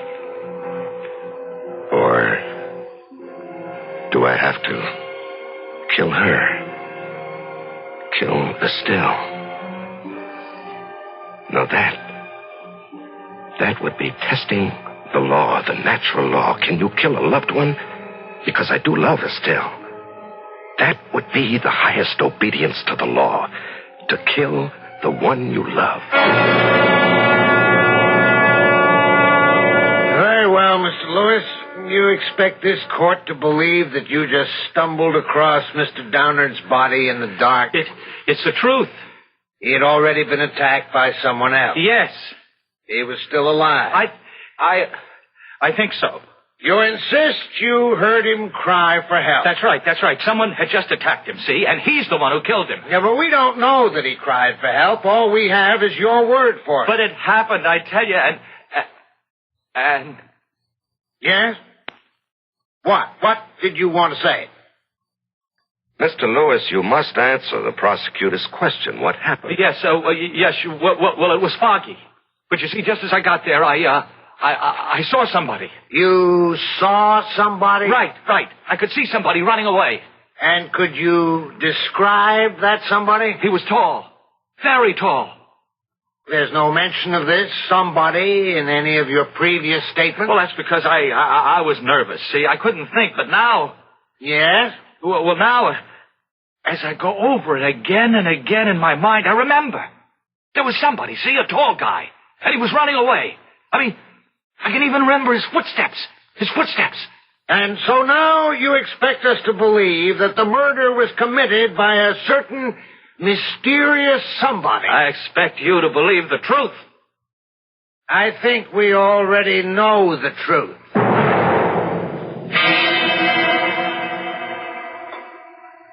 You heard about today's testimony, Estelle? Yes. He claims that a tall, mysterious stranger was running away from the scene. Yes, I know about it. I was out walking that night. You were? And I'm tall. Exceptionally tall. Yes. And if you want to add to it, I came home without my coat. Now, why would I do that? To get rid of it. And why would I want to get rid of my coat? Because of the blood stains, naturally. Oh, please, Frank. How are we going to live with this, Estelle? You suspect me of being a killer. I never said You don't that. have to say. I can tell by your face, by the tone of your voice, you suspect me. I don't know. I don't know what to think. Well, if you think I'm a killer, shouldn't you want to stop me? How? Even if I believed it, who would believe me? I'm sorry, Estelle. I'm sorry for both of us. I should have never written a book like that, and you should never have read it. I don't know what kind of life we can have together. You'll never know the truth. But I will, Frank, I will. I found a way to determine the truth. Well, how? How could you? The truth is in your diary. I read your diary very closely.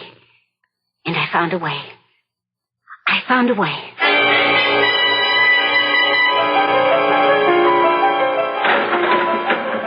Who are you? That's not important, Tom Lewis. How'd you get in here? It wasn't easy. Now, what do you want? I want to save you. Yeah, why?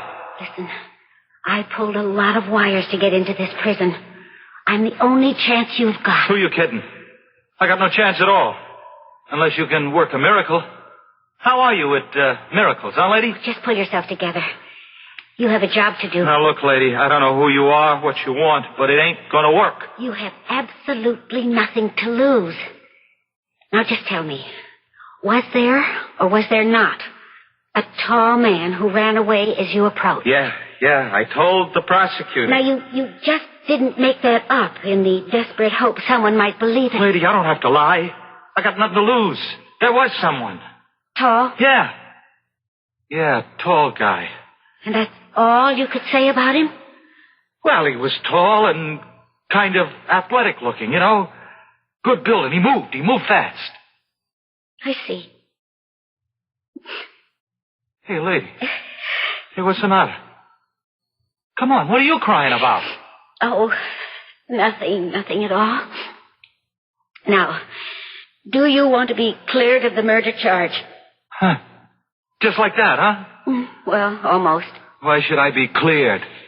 Because tomorrow you'll stand up in court and admit you killed Jim Downard.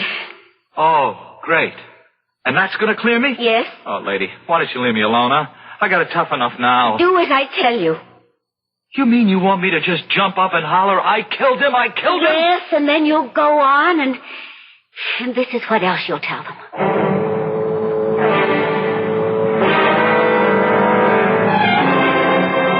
And so, ladies and gentlemen of the jury, you've heard all the testimony, seen all the evidence, and now it's up to you to decide whether the accused, Tom Lewis, is guilty as charged of the crime of murder. They don't have to decide. There will be order in this court. Order. I mean, what's to decide? I'm guilty. Hey, hear what he says. Order. Order. The prisoner will be seated. I'm guilty. Guilty, you see? I don't care what those clowns on the jury think. I killed him. I killed Jim Downard. I killed him, and I'm proud of it. That's it. I'm proud of it. Sure, I killed him. What's wrong with that? Everybody kills sooner or later. We're all killers, you see? I killed him because I couldn't help myself. I said be seated. Didn't you ever want to kill somebody, Judge, huh? Didn't you? I'll have you removed from this court. What do I care? I killed him. And I also killed that woman last year, you know? That Darlene, right? Darlene, what's her name? I killed her, and her boyfriend swung for it. You did not. I did. I can still feel the wild beating of her heart, you see? The hysterical pounding of her pulse. And then you stab. You stab with a knife. You didn't kill her. I killed her. And I killed Tom Downard. You can't take that away from me. Don't anybody try to take it away from me. Silence. I won't be silent. I killed because I had to. I had to obey the law. The natural law. Nature commanded me to kill. That's a lie. You're a cheap little punk. What would you know about nature's laws? What would an ignorant hoodlum like you know about nature's law? What would an illiterate clod like you know about the dark hidden places in the human soul? What would you know about the bloody imperatives of the race? I know. I killed both of them. You're a liar. You didn't kill anybody. I did. I killed Darlene Wilson, and I killed Jim Downard, and I can prove it. Right. Now you know, Estelle. Now you know I did it. And they weren't cheap little crimes of passion. They were obedience to the elemental law. You know that's the truth, Estelle. Show 'em the book. Show everybody the book.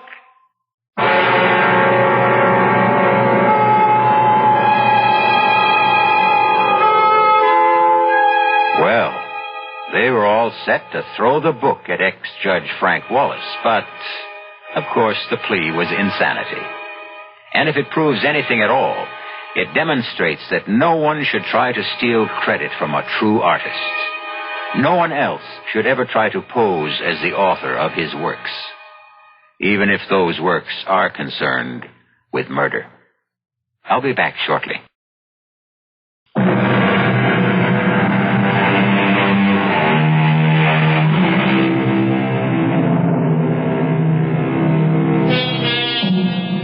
You've heard them say, murder will out. It's supposed to mean that murder cannot be hidden. The fact will eventually emerge. However, the tale you just heard adds a chilling dimension to that statement. It can now mean that murder may slumber deep inside each of us, and that one day it may find its way out. No, that won't do. Better enjoy murder vicariously with us. That way, you'll never be tempted or driven. Our cast included Larry Haynes, E.V. Juster, Robert Dryden, and William Redfield. The entire production was under the direction of Hyman Brown. This is E.G. Marshall inviting you to return to our Mystery Theater for another adventure in the macabre. Until next time, pleasant dreams.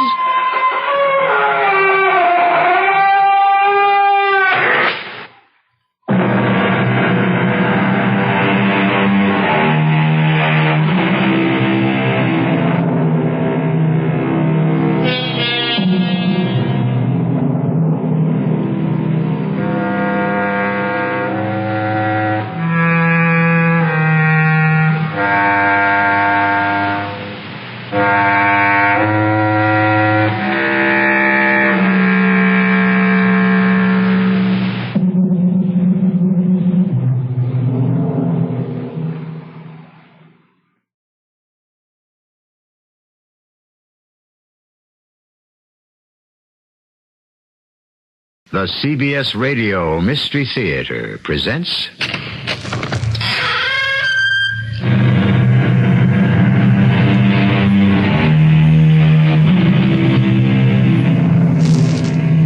Come in.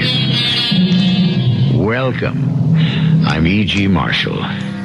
So many of you write me letters asking for stories of the occult, of strange deaths and wandering ghosts, of gothic horrors and unimaginable terrors. Yet others write for a love story. It's much too simple and gentle an emotion to belong on Mystery Theater. Or is it? After all, it was love that inspired Victor Herbert's song, Ah, Sweet Mystery of Life. To reinforce that, here is a love story that is not so much of this life, but more the one beyond.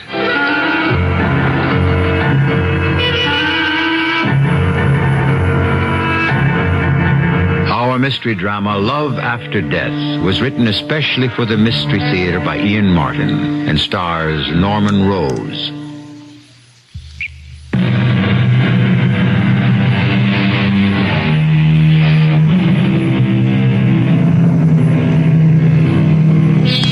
Among the company of the great romantic pianists, the Liszts, the Rubinsteins, and all the other towering geniuses, no name shone more brightly, although relatively briefly, than that of Marta Daninoff. Perhaps audiences were unduly affected by this wisp of a woman whose thundering crescendos seemed a physical impossibility, and whose delicate pianissimos were a marvel of projected whispers of sound. What made this frail little woman able to run the gamut of romantic emotion?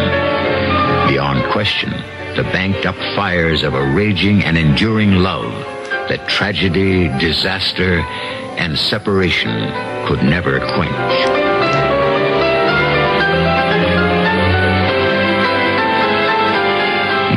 is magnificent tonight, Julie. Magnificent. I don't know where she finds the strength, Mr. Flack. Oh, bank fires. It comes from within. She's a true romantic. Her soul overcomes her body. But how much longer can it? What do you mean, Julie? Well, she's ill. Much sicker than she'll ever admit. It's sheer willpower that keeps her going. Well, it has been all her life.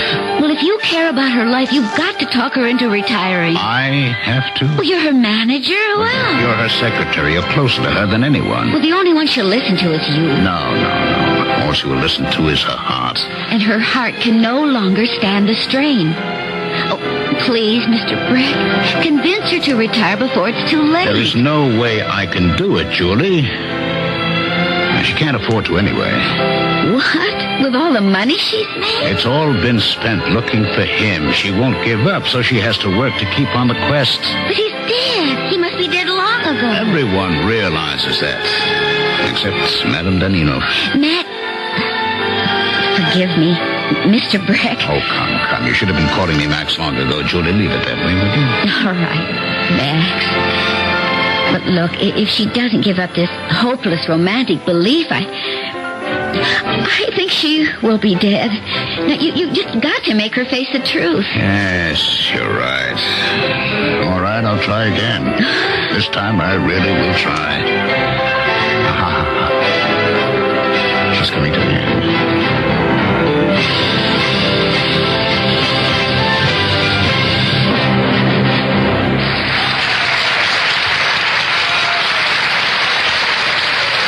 Oh, they love her. Why can't she settle for that? The only real love she's ever had.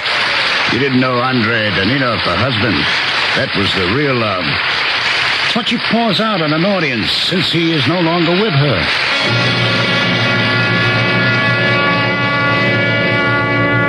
Tonight was good, wasn't it? You've never been better, Martin. Superlative. Strange. I felt he was there. I have never felt it so strongly that Andre was there. Marta, will it never be time for you to forget him? Never. There has to be a time. You cannot live in a dream world forever. Whatever world I live in, so long as I shall live, it will be a world that contains Andre, and forever after. You're killing yourself, Martin. You need a rest. I can't rest. I shall never rest unless I find him. I know you don't believe he is alive. Nobody does but me. But I shall prove you all wrong in the end. Has there been any other news? No. Then we will have to start all over again. You haven't time for this, Marty. Have a tour to complete and very heavy bookings for next year. Oh, there'll be some time for a rest in between. A rest. Wasn't it wonderful that summer in England? The last one together. 46. We were so sure that disaster was all behind us, and the whole world was young again. Oh, why did Andre have to go home? It meant a lot to his career. And he was a patriot. Artists have no business in politics. He wasn't really political. He just wanted to play for his own people. Like all of us, with the war over, he thought that was the end of dictatorship. That we were all free. But they cancelled his visa to leave. I should have gone with him. Oh, Marta, you couldn't. You were already carrying Stefan. I know. Andre would never have forgiven me if they got their clutches on his son. Yes, or his wife. Oh, I wasn't of any value to them then. He was the recognized artist. But he would no longer play for them. Not for their political gain. So, he was eliminated. Yes, eliminated. Not killed. You know that once I started to make my name, I was contacted and told that if I came home, they would free him from prison. Well, they offered you no real proof he was alive. And you didn't. The decision was made. So leave the past alone, Marta. I can't, Max. I will never believe he's dead. You think they would have hesitated to kill him or starve him? It was announced that he had died in 59. There has been no word of him in nearly 20 years. I still know he is alive. For all your protestations, I think in your heart of hearts you too believe he is still alive.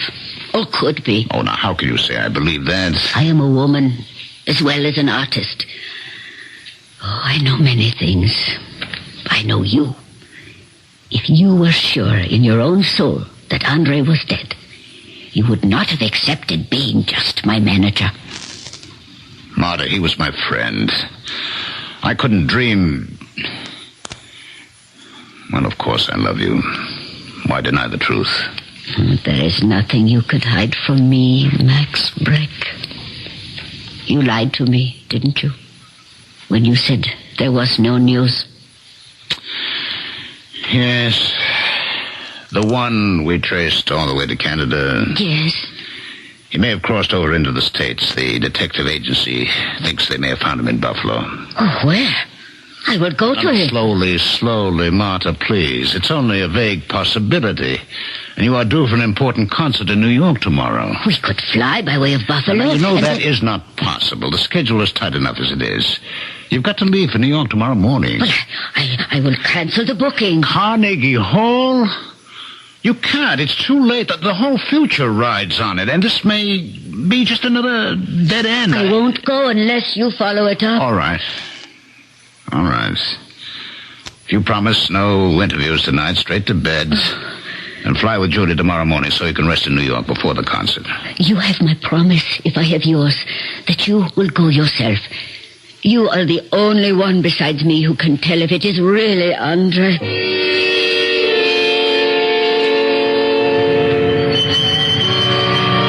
What a godforsaken neighborhood. Yes? Father Quinn? That'd be me. Who's wanting me? I left my spectacles off. You wouldn't know me. My name is Max Breck.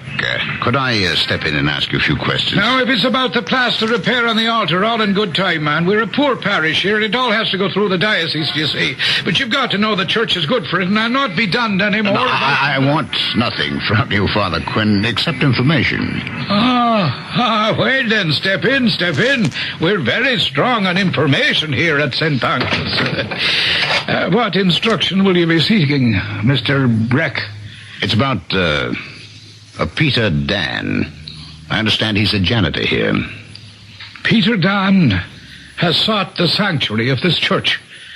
Now, he's a man who's suffered much and deserves to be left alone. It's like I told the other one of you nosing around here and upsetting a man. If he's committed some crime or other, let the police come fair and square. But I'll have none of you private eyes or whatever you are bothering him to death. Now he's about to find a little peace at last. Are you the police? No, I'm not. Is Peter Dan his real name, Father? It's the name I accept him by. It couldn't be Andre Danilov, by any chance. That's what the other one asked. I'd give you the same answer. I don't know. Now, here's the door, for I mind no one's business with my own. I only want to see him for a few moments, Father.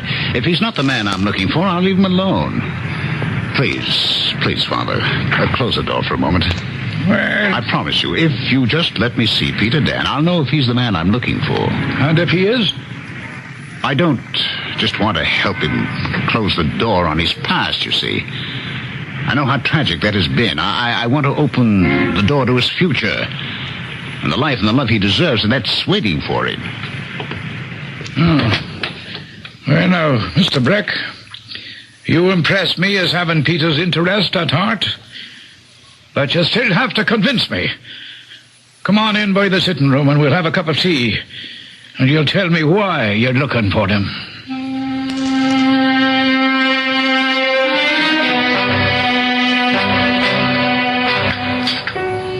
Well, if all you tell me is true, why wouldn't this Andre Danilov, once he escaped from his illegal confinement and found his way to America, go back to his wife? I can't answer that, Father. I don't know. You'd think at least he'd want to see the son he'd never seen. Well, that's no longer possible. Why not? Madame Danilov became an Israeli citizen. In 1967, at the age of 21, her son, a pilot, was shot down and killed in the Six-Day War. Oh, Mary in heaven, God's will is so often difficult to fathom. It is indeed. Still, it's not for the likes of us to question. I won't debate the point, Father. I only know that a woman I have admired for the best part of my life has suffered enough. And if there is a way to ease the end of her life, I intend to fight for her right to that relief. You're a good man, Mr. Breck. No, I doubt that, Father. But my motives in this, I hope, are pure. I'm sure they are. So, will you tell me where I can find Andre? Well, I mean, the man you know as Peter Dan. I'll take you to him.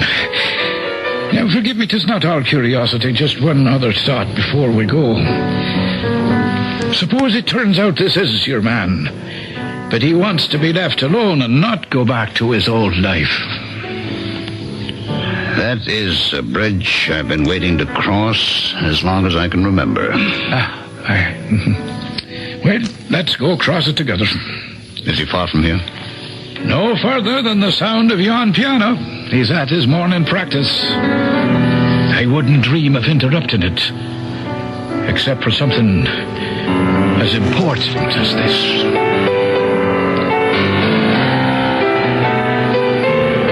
Well, is this the end of a 33-year-old search? Is Max Breck about to meet his old friend face to face again? And if so, what will be the result of that meeting? Why would Andrei Danilov have refused to return to his wife? What ghost could haunt even his freedom and still hold him a prisoner? I shall return shortly with Act 2.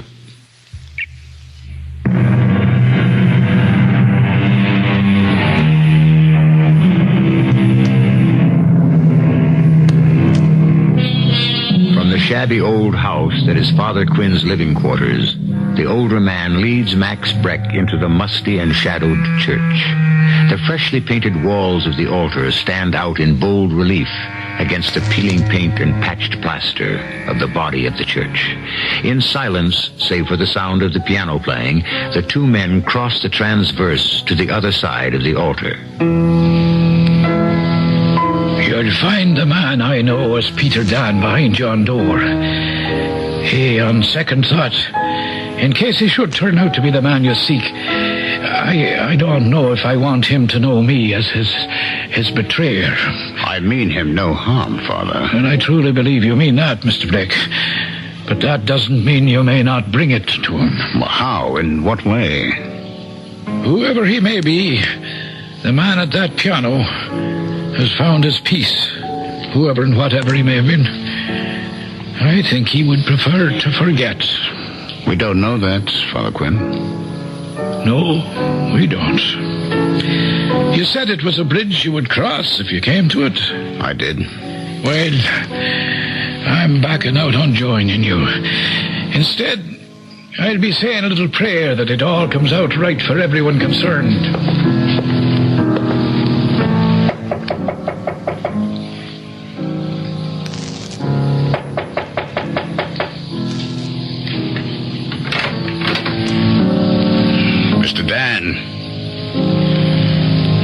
Mr. Dan.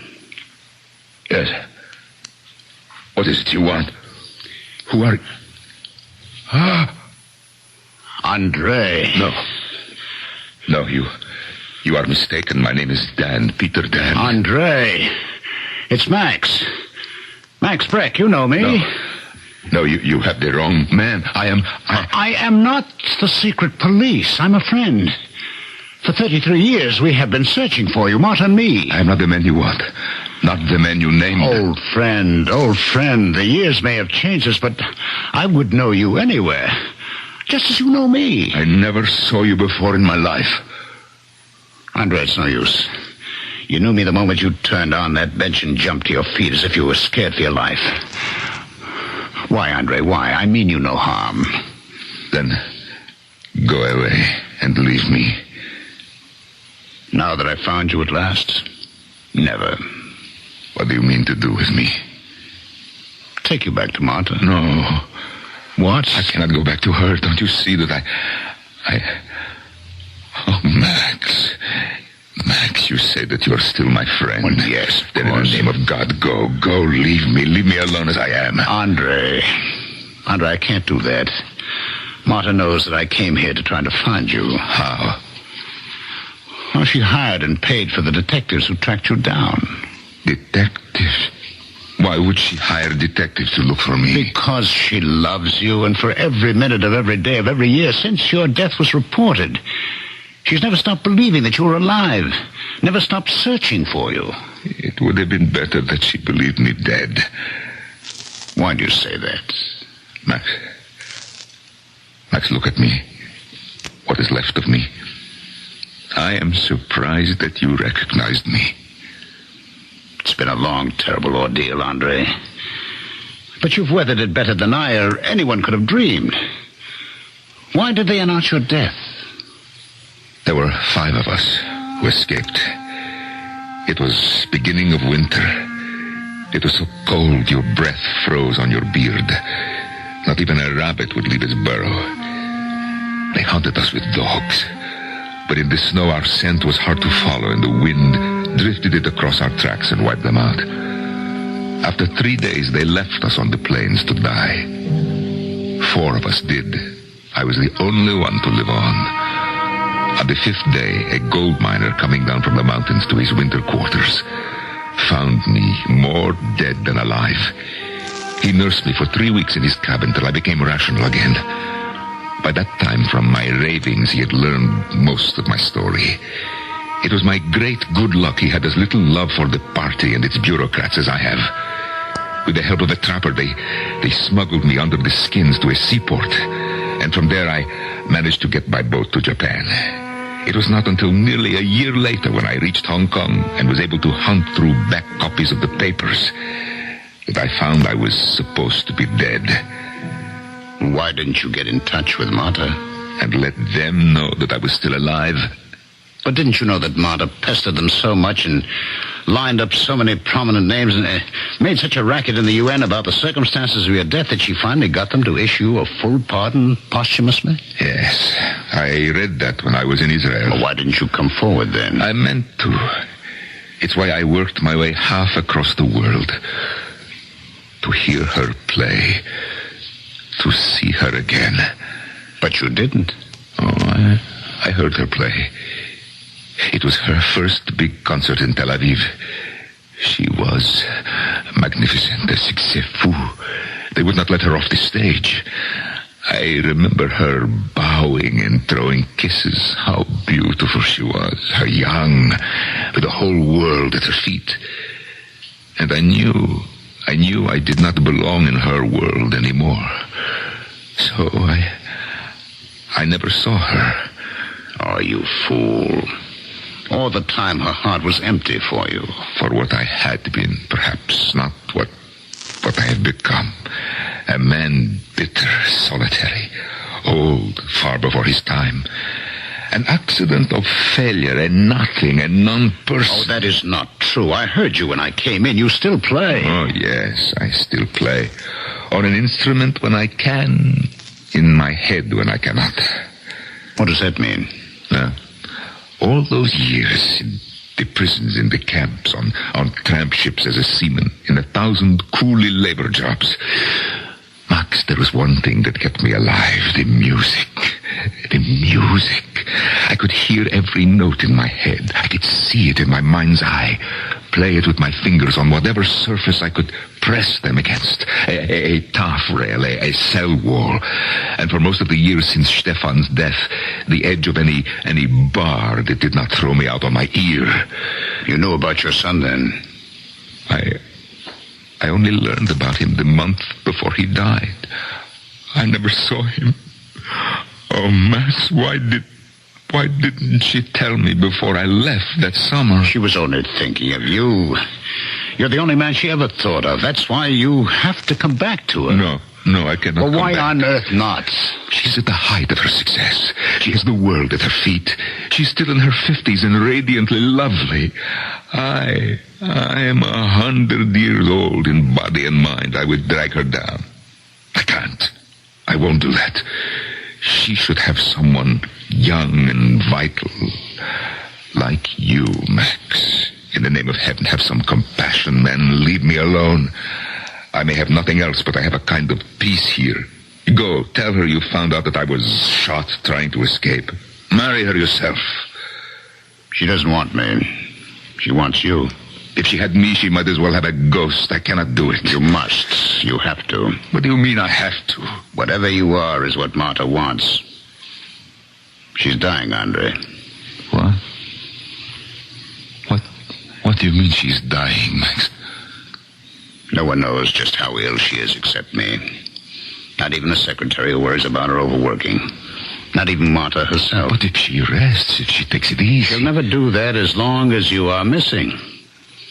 And to pay for the detectives that scour the world looking for you, she has to work harder and harder. It's that treadmill that's killing her. Oh, Max. Max, how long has she got? A month, a year. Well, not many more. Who knows? If she has the most important thing in the world she really wants. But it's foolish. It is romantic nonsense. Life is not young love. It is hard and bitter and unfair. And we cannot turn back the years. It would take a miracle to make it even a faded memory of what it was. But you know as well as I do, Andre, you've got to try. Well, you have not left me much choice. All right, I will try. But I still say it is a mistake. I haven't any money. No, it's the least of our problems. Go pack whatever you have to take with you while I make some plane reservations. It won't take long. I've learned to travel light.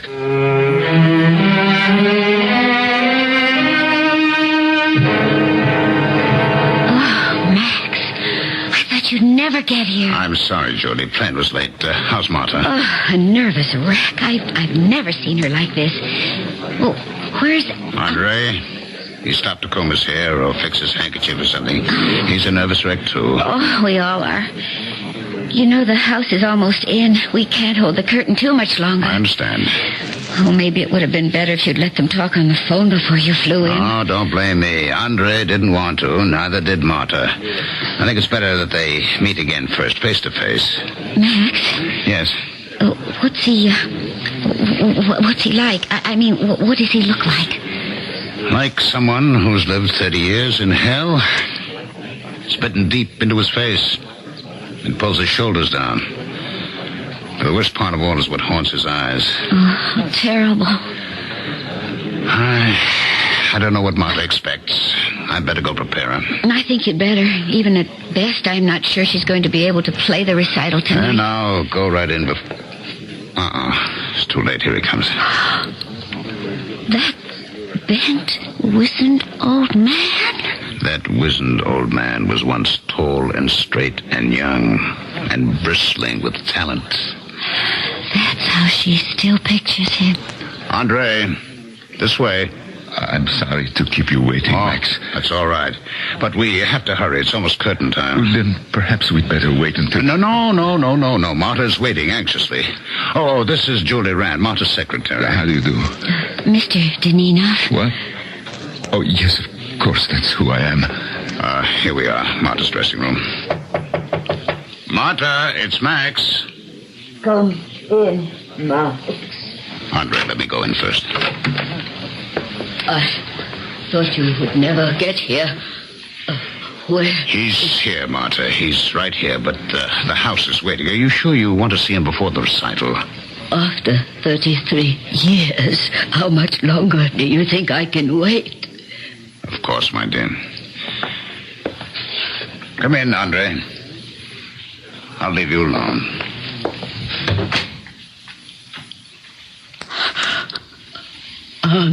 Andre? Marta.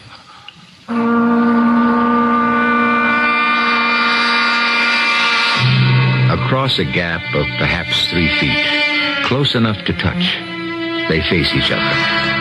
A frail and indomitable little woman, a man bent and twisted and old before his time. 3 feet, did I say? Or is that gap wider than a lifetime? Too far to bridge and lead them back to each other again. I shall return shortly with Act 3.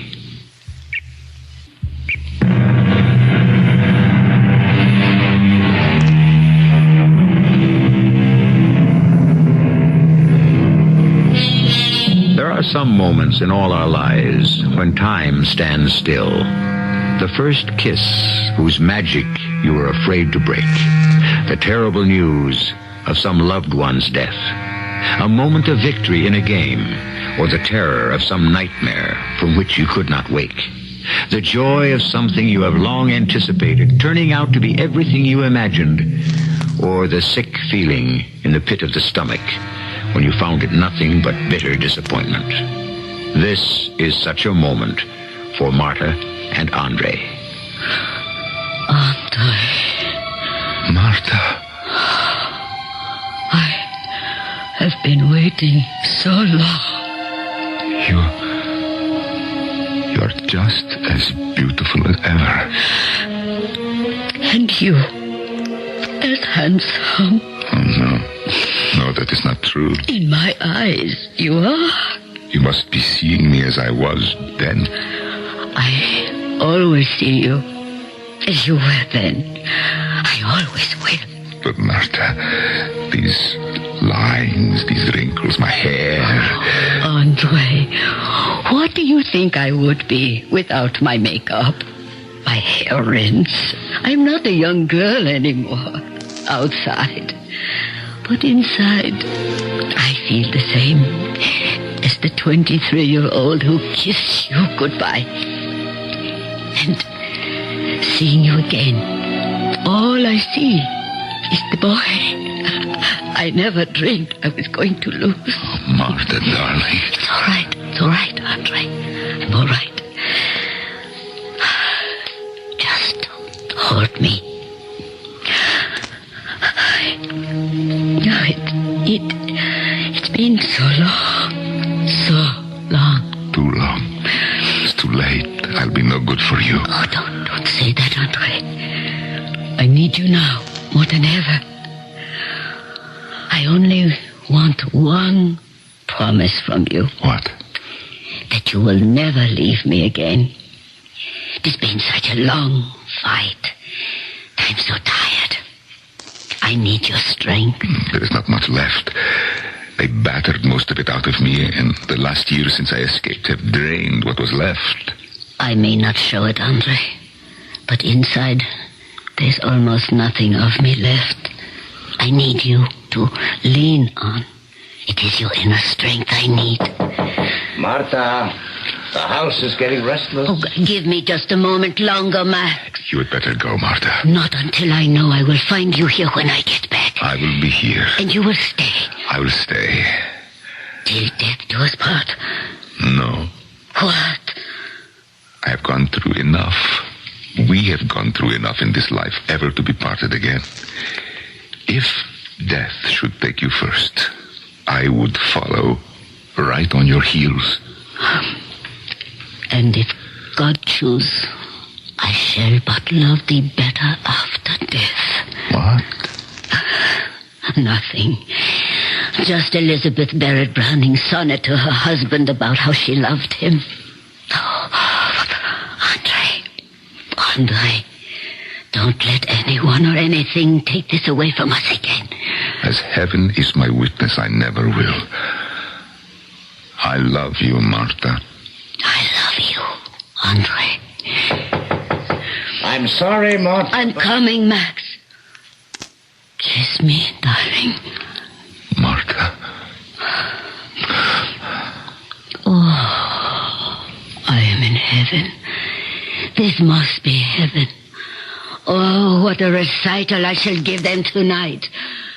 Oh, my darling, I can't write you a love poem like Elizabeth Browning, but I can play you one. Will you be out front? Oh, yes, with Max. Then listen carefully. You will recognize my love song when I play it. We can't keep them waiting any longer. Are you all right, Marta? Oh, I never felt more glorious in my life. Every note is for you, Andre. And especially in that one song. To our future, darling. Au revoir. Well, Andre, it looks as though congratulations are in order. The marriage has been rearranged. Yes. It is a miracle. If it lasts. Oh, come, what do you mean? I don't know. Just some premonition I cannot shake. You notice that this time it was Martha who said goodbye.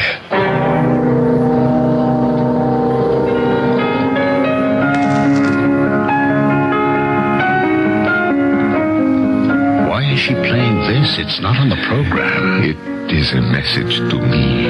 Message? Yes, in place of a sonnet. What? A love song, just for me. You see, Martha! She's fainted. No, she has not fainted. She is dead.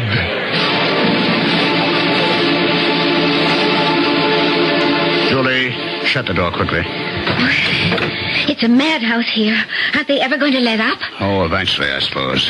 Why can't they let us alone? Julie, it's a great story. To be practical, the press and the media have every right to follow it up. You should hear some of the book offers, movie bids, heaven knows what else they've been bombarding my office with. All right, forget that for now. How is Andre today? Oh, no change. Still in his room? No, he hasn't come out of it since the funeral. Is he eating? Not really. Is he getting any sleep? I don't think so. Whenever I look in, he's just lying on his back, staring at the ceiling with his eyes so vacant. Sometimes he's so still, I think maybe... What does the doctor say? If he doesn't snap out of it, he'll have to be hospitalized. At least there they can feed him intravenously. Well, let's hope it doesn't come to that. I'll go in and have a look at him. Hello, Andre. Andre, it's Max. Aren't you going to say hello? No. I'm better at saying goodbye. Oh, now come. You got to snap out of this. By all means. I wish I knew the way to do it. Well, you won't get anywhere just by lying there. Max, do you know what I have been doing? I have been lying here, willing myself to die. I want to die, but I cannot make myself. All those years of hanging on, building, increasing my will to live, just to spite those... maybe they had the last laugh after all. Now that I want to die, the will to live is too strong to allow me to... Andre, listen to me. Suicide. Yes, that would be a way, you see. Only my religion does not allow that. So it appears I have to go on living, separated from Martha again. You've got to do something to help him. I know that, Julie, but what? I don't know. If he just had some other interest to throw himself into, like Madame had after Stefan was killed. If she hadn't had her piano and her music, she'd have been... What is it, Max? Music. Music, of course, that might be it. Oh, where are you going? To see Charles Abelman at World Broadcasting. I think maybe he can make an offer that Andre just can't refuse. I have your word on this, Charlie? Absolutely. No hoopla, no exploitation. Just the facts simply and decently told in good taste. I have your word. Max, you don't need my word. This network is rebuilding its image. One of the programs we count on to do that is one-on-one. Yes, I know. I've seen it, and I admire it very much. Thank you. We don't want anything to change that picture for our audience. So you can count on that. All right. I think I can persuade Andre to do it. And you will allow him to play. At least 15 minutes. That's the deal. There has to be enough exposure so I can start building a career for him again. 15 minutes, that's a long time. Is he good enough? Can he still play? Oh, yes, I've heard him. Well, I think I ought to hear him first myself, Max, before I okay that. All right, I'll see what I can work out. But first I have to sell the whole idea to Andre. I'll get back to you. Charles Abelman. Charlie, Max Brick. We're on for your show this week. Oh, that's great, Max. But what about your promise I can hear, Mr. DeNino? I've worked that out. You'll want to pick his own piano for the broadcast. So can you meet us at Steinman's tomorrow at 12 noon? It's right across from Carnegie Hall. While he's trying out the pianos, I'll get him to play something for you. I promise you won't make the trip for nothing.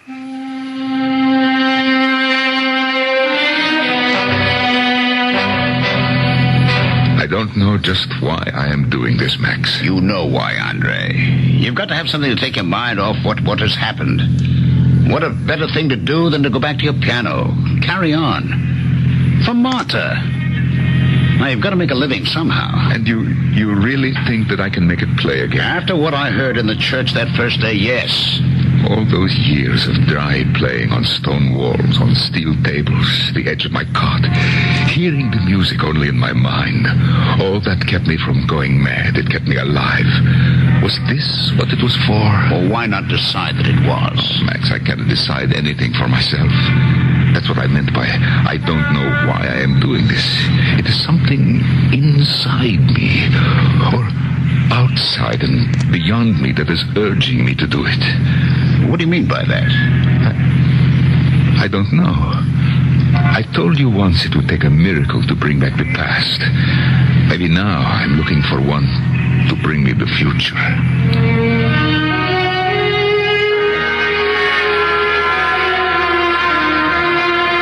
I've never seen so many concert pianos in my life. Well, Charlie, this is only one room. There are 4 others. Oh, no, we could be here all day. He tried every piano in this room, and they didn't suit him. Now, don't tell me you'll go through all the others. Is every concert pianist like this? Each one has his own likes and dislikes. Soft action, hard action, how the treble sounds, the You bass. mean that Horowitz and Rubinstein and people like that go through this before every concert? Well, I suppose they did once. By now, when they play the hall, they can order what piano they want by number. Yes, Julie, what is it? He's found one he likes. Where is he? In the back room. Oh, he's playing something. Come on, Charlie, if you want to hear this. Oh, just a minute, Mr. Breck. What is it, Julie? Well, he said he wanted to be alone for a minute. Well, we don't have to show ourselves. Well, maybe we should get back to him. He was, strange. Strange how? Well, he smiled at me, and he looked sort of happy. And he said, "Do you believe in miracles, Julie?" And when I didn't know what to answer, he said, "I think I'm just about to." I don't know what that means. Hold it a minute. By George. Good enough for you, Charlie? Oh, that's magnificent. No, stop him. Oh, please don't. I want to hear more. No, we shouldn't interrupt it, You Julie. must. Don't you hear what he's playing? It's what Madame was playing when Now, she... Julie, take it easy. What's the matter? I don't know. It's just... Don't let him. Stop him before he gets to that same phrase where... Oh, no. What happened? Oh, no. I don't know. Come on. He's on the floor, just like... Take care of it, Charlie. Andre. Is he... Andre, you all right? Oh, yes. Yes. What happened? I suddenly found out how to pray. For me, it is with music. So I asked God to bring me to Martha. And he turned his face on me again and worked a miracle to bring me home to my wife. Is he dead? Yeah. What happened? Heart attack, debility, who knows? I'm not a doctor. Maybe God just called him home. What did he mean about a miracle? I think that he got what he wanted. Max, Yes, Julie. this piano he picked out... Yes. What about it? Well, look at the serial number. Why? This is the piano Madame Deninoff was playing at the concert when she died.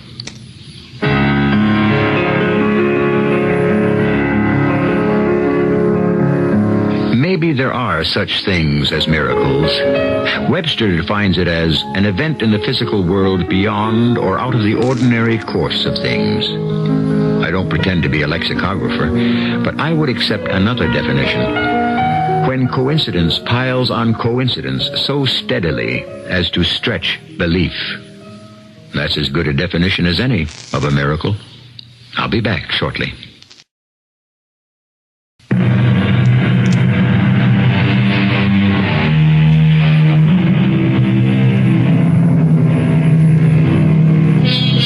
Max Breck brought the bodies of Marta and Andrei Dananoff back to Israel, where they were buried beside their son's hero's grave.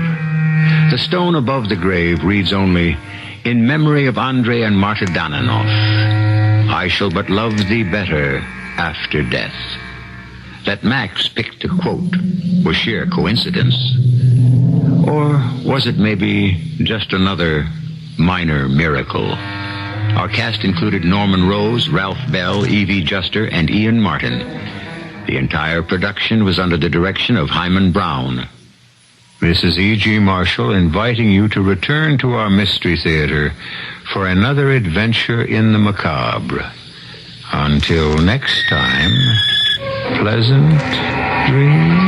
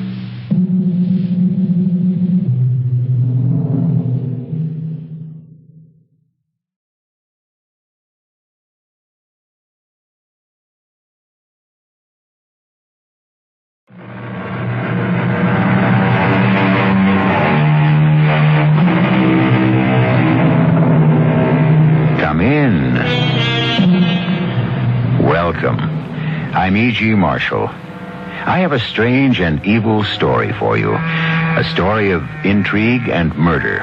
A story of brilliant scheming and double-cross. And finally, a shocking surprise. Sound interesting? Philosophers have told us that the desire that remains in the human mind and heart, long after all other desires have turned to ashes, is the lust for money, for gold, for the power it gives.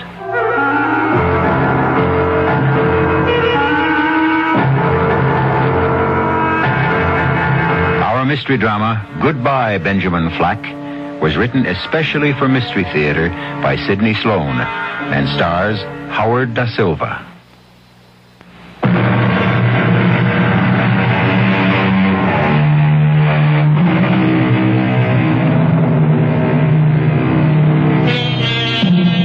Guthrie Flack took no pleasure in his luncheon meeting with his attorney, Ramsay Powell, at the expensive restaurant which had been his favorite eating place for many years. He wondered if they would still accept his signature on the check. He was stone broke, and everyone knew it. All his charge accounts had been canceled. His bank had warned him of the dire consequences of writing any more rubber checks. In short, Guthrie Flack had discovered that life was anything but pleasant. How different it had been, he thought, just a few short months before. He worked his way through the diners, ignoring the cold stare of the maître d', toward the table occupied by Ramsay Powell. Oh, there you are. Sit down, Guthrie. Sit down. Thanks, Ramsay. I'm sorry I'm late. Well, I thought you might not come at all. That had occurred to me. Rather unpleasant to have the welcome mat pulled out from under your feet. The look I got from the maître d' froze the blood in my veins. Well, you do owe them quite a tab. Over 4,000, isn't it? Over 5. They carried you for a long time. When I had it, I spent a lot here. You spent a lot everywhere. I was going over your accounts this morning. The corporation, of course, is bankrupt. Have you any idea what you owe besides that? I know I can't stop you from telling me. Well, your personal indebtedness runs into a neat 6 digits. $105,074.31. That much, huh? And that doesn't include my fee. Or what your ex-wife ran up on farewell presents for herself just before she left the sinking ship. Sinking ship is right. You're the only friend I've got left. No wife, kids, relatives. Not even a dog. Dora took the poodle with her. Good thing. Couldn't even afford the dog food. Tell me what you're going to do, Guthrie. Well, my resume. I'm almost 45. I've been a big shot, a wheeler and dealer since I was 23. I made and lost $12 million. And I'm washed up. Oh, nonsense. Utter nonsense. You're still a young and clever man. You can make it come back. How? With what? I haven't a dime. Oh, that reminds me. Now that the divorce is final, we'll have to change the beneficiary on that life insurance of yours. See, I forgot about that. $2 million, isn't it? Huh. Any cash value there?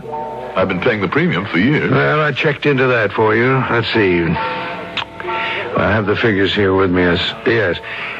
Cash value to you, $107,000 and some change. Just about bail me out of my debts. Well, it's too bad you can't collect on the policy as beneficiary. Yeah, $2 million. That'd give me the kind of stake I need to make a comeback. Well, stop dreaming.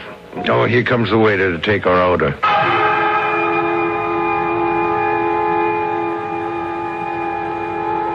Too bad you can't collect on the policy as beneficiary. I made and lost $12 million. $12 million. $2 million to the beneficiary. $2 million. I would collect the money if I were dead. How do you do, sir? May I help you? I wish to arrange for a funeral. I see. Now, this coffin is $5,000. Bigger, better, more expensive. Money is no object. No object?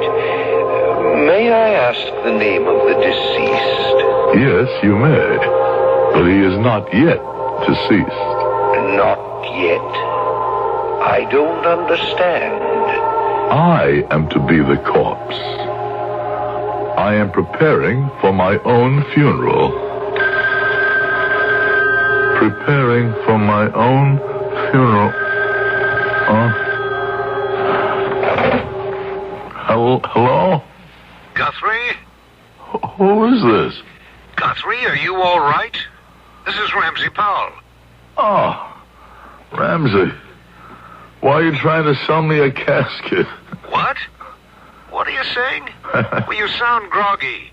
I don't know quite what I'm saying. I took a couple of sleeping pills and I had the strangest dream. I'm sorry to bother you at this hour, but I've been trying to reach you all day.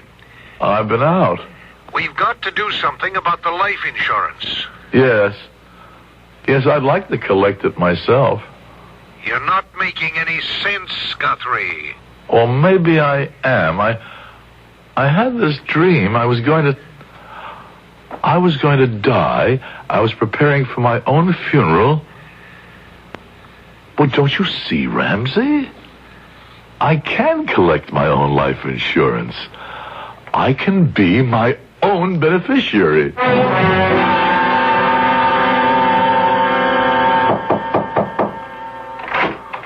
What do you want?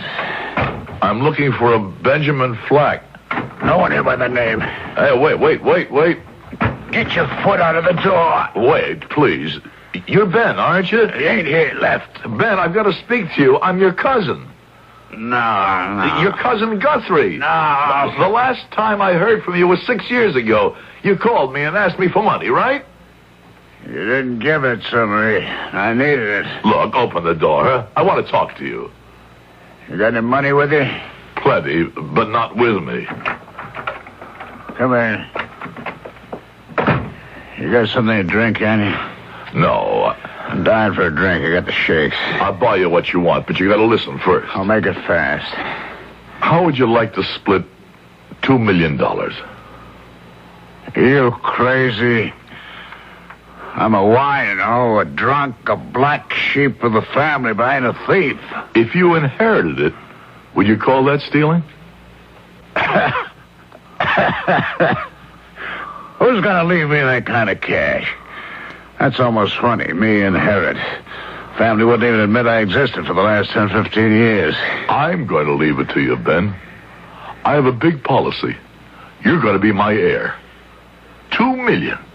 You're the only relative I've got. What kind of game are you playing with me? You're a lot healthier than I am. You'll outlive me by 20 years. I don't intend to. I'm going to let them think I'm dead. You, as my heir, will collect $2 million, which we will split 50-50. You figure you're gonna disappear, play dead, and I'm gonna get the big bread, huh? That's right. Well, maybe I'm not very smart, but I know that you've got to be gone for 7 years before you are legally dead. Right. And we'd have to wait 7 years. I've got plans to take care of that long wait. Plans to shorten it considerably. But first, we're going to put you back on your feet. Get you straightened out, some decent clothing, medical attention. And, by the way, you need a dentist. What? Need a lot of work on your teeth. Yeah. Give me a lot of trouble. Well, that'll be our first step to get your teeth taken care of. You don't realize how important that is.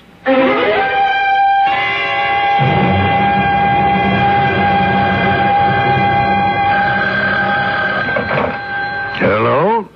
Hello, Ramsey. Guthrie. Good Lord, where have you been? I've been trying to reach you. The phone at your apartment was cut off. I had to give up the apartment. Too much rent. Oh, well, where are you? I'm calling from Ferndale. I'm staying in the little shack in the woods. But that belongs to Dora. You gave it to her as an anniversary present the first year you were married. Well, Dora's in Europe. I have a key. She won't like that when she finds out. We won't be here when she gets back. We? My cousin Benjamin is staying with me here. I never knew you had a cousin. You said you had no relatives. Well, family didn't like to talk about it. Ben never brought much honor to the family name. I see. No, you don't see. I can tell by the way you said that you're puzzled. Well, as a matter of fact, I am, but having known you all these years, I've come to expect... The unexpected. Yes. Well, you said I needed a new beneficiary for my $2 million insurance policy. I have one. My cousin, Benjamin Flack. I just signed the form, put it in the mail.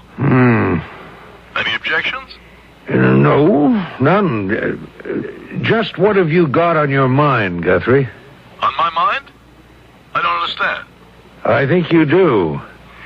I must warn you that fraud is a very serious crime. Just remember, Ramsey, you are my attorney, and the conversation between attorney and client is privileged, confidential, not to be repeated. What about the attorney's personal thoughts? I can't keep you from thinking, Ramsey, but your thinking had better not be put into words.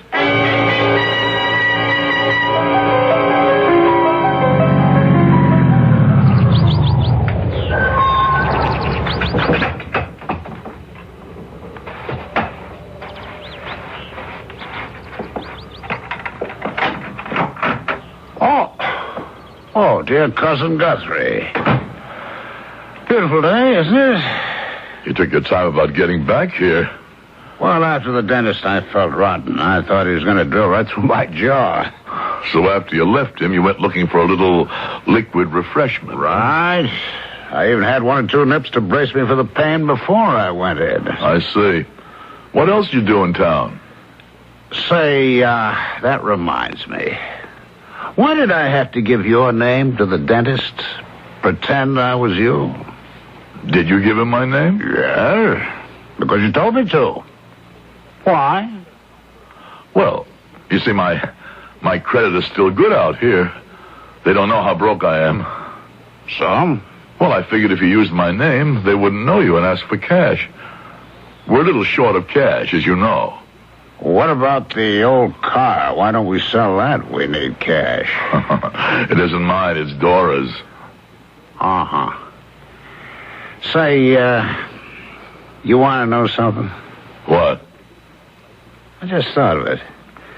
You and me look very much alike. Look in the mirror. Come on. Stand next to me. Look.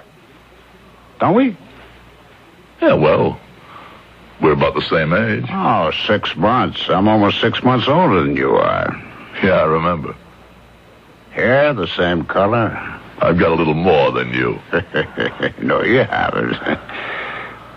Say, I just remember something. Your mother and my mother, they used to call us the twin cousins when we were kids. I don't remember that. Oh, sure.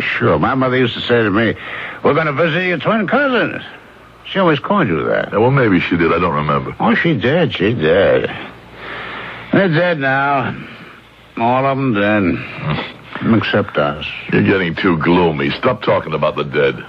Yeah, you're right, Cousin Guthrie. I'm going to cheer me up with a drink. Yep. You and me look very much alike. I notice you're even parting your hair on the right side now. I always parted it on the right. Oh, no. You wore it straight back. Well, maybe I did. I don't remember. Well, I do. By the way, I've been having a little trouble with a filling in one of my back teeth.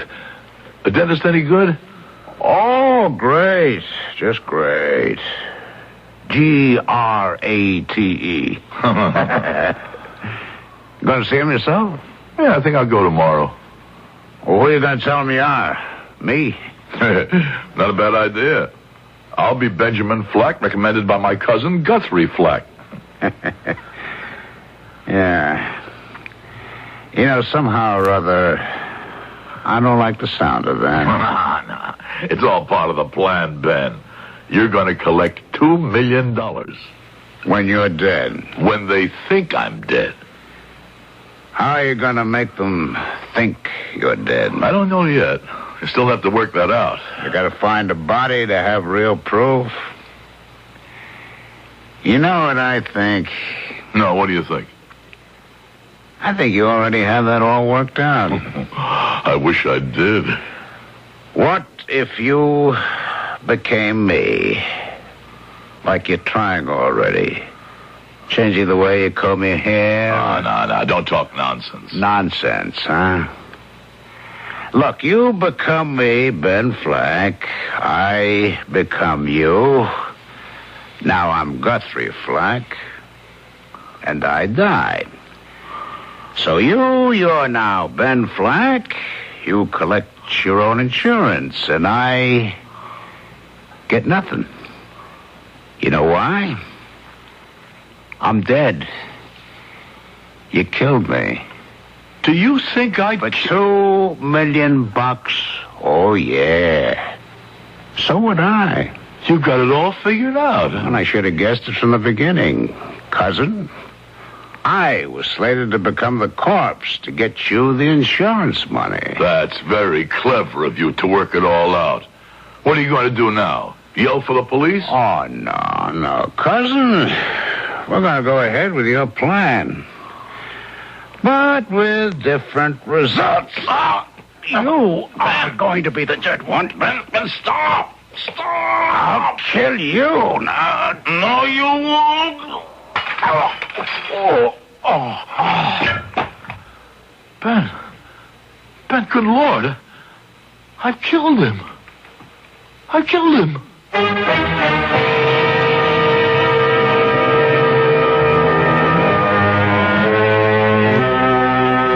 So Guthrie Flack's diabolic plan succeeded. The one item in his deliberations that had made him hesitate was now accomplished. He had to murder his cousin so he could assume his cousin's identity and collect his own insurance. But is the road ahead open and clear of all obstacles? What will Guthrie Flack discover when he tries to put his hands on his insurance money? I will return in a moment with Act 2.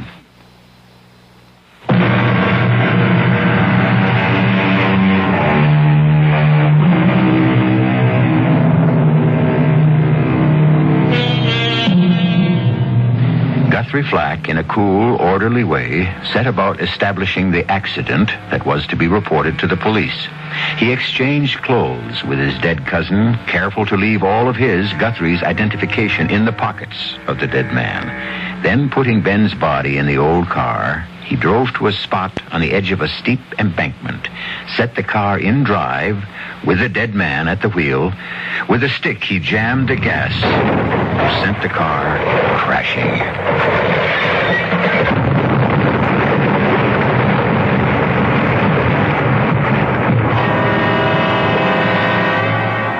Hello, police.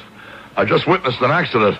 I was driving on Route 43B about 10 minutes ago. I saw this car ahead of me weaving all over the road. Man must have been sick or drunk. Then he crashed through the guardrail. Car went down an embankment, exploded. I couldn't do anything for him. I called as soon as I could get to a phone.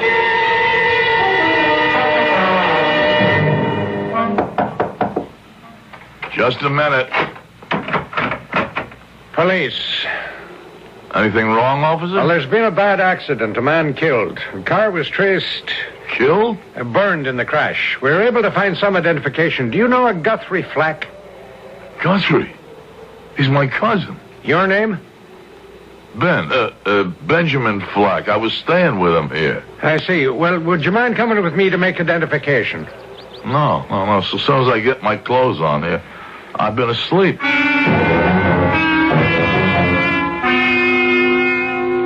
Mr. Ramsey Powell? Yes. Come in, Mr. Flack. Benjamin Flack. Sit down. Sit down, Mr. Flack. Pardon me for staring. You look so much like your late cousin. Yeah, we used to be called the twin cousins. Actually, I'm somewhat older than my cousin was. Unbelievable. You're so much like him. Oh, yeah? You wrote that you wanted to see me, Mr. Ramsey. Powell. My first name is Ramsey. Oh. Yes, I am the executor of your late cousin's estate. You're his only heir. Estate? I thought he was broke. That's what he told me. He said he lost everything and he owed money. Well, that is correct. His estate owes over $100,000. I sure don't want to inherit his debts. So if you don't mind, I'll be going. Well, there is an insurance policy. You are the beneficiary. Oh, how much? $2 million. $2 million? My congratulations. You're a very lucky man, Benjamin Flack.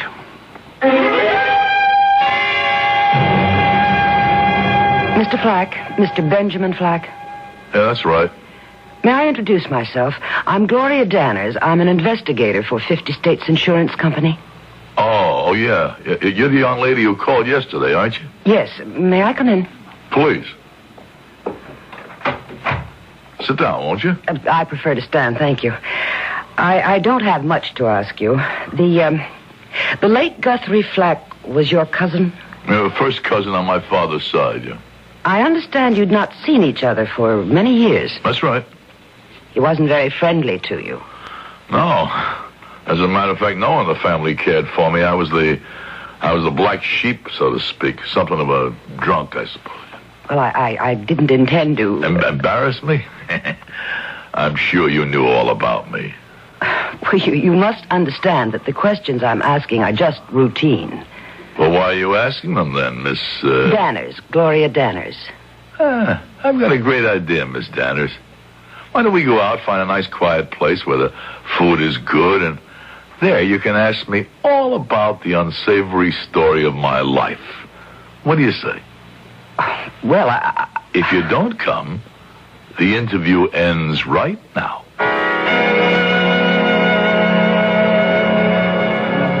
Well, now that we've ordered our dinner, I'll give you just 30 seconds to ask me the rest of your routine questions. 30 seconds? Did I show you the list requested by the company? No, and don't do it now and spoil my appetite. You must answer them, Mr. Flack. You want to collect the money, don't you? Very badly. I'm tired of rubbing a nickel and a dime together in my pocket. Perhaps it was a mistake taking me to a place like this. It must be very expensive. Oh, I had a little money stashed away, hidden from my creditors, I mean. Creditors? Oh, well, everyone has creditors. Especially heavy drinkers like me. I think your drinking is quite moderate, Mr. Flack. One cocktail since we've been here? Well, I've decided that since I'm going to be a very rich man, I'd stop trying to ruin my liver. Oh? Well, now that I have something to live for. The inheritance? Yeah. Any question? Am I not getting it? No, none that I can think of. But if you didn't get it... Why should I not get it? My cousin Guthrie died. I was his beneficiary, so his insurance goes to me. No, you misunderstand. I was merely asking, what would happen to you if you didn't get it? Happen? It would be the end of the world for me, Mrs. Danners. My married name isn't Danners, Mr. Flack. I took my maiden name back.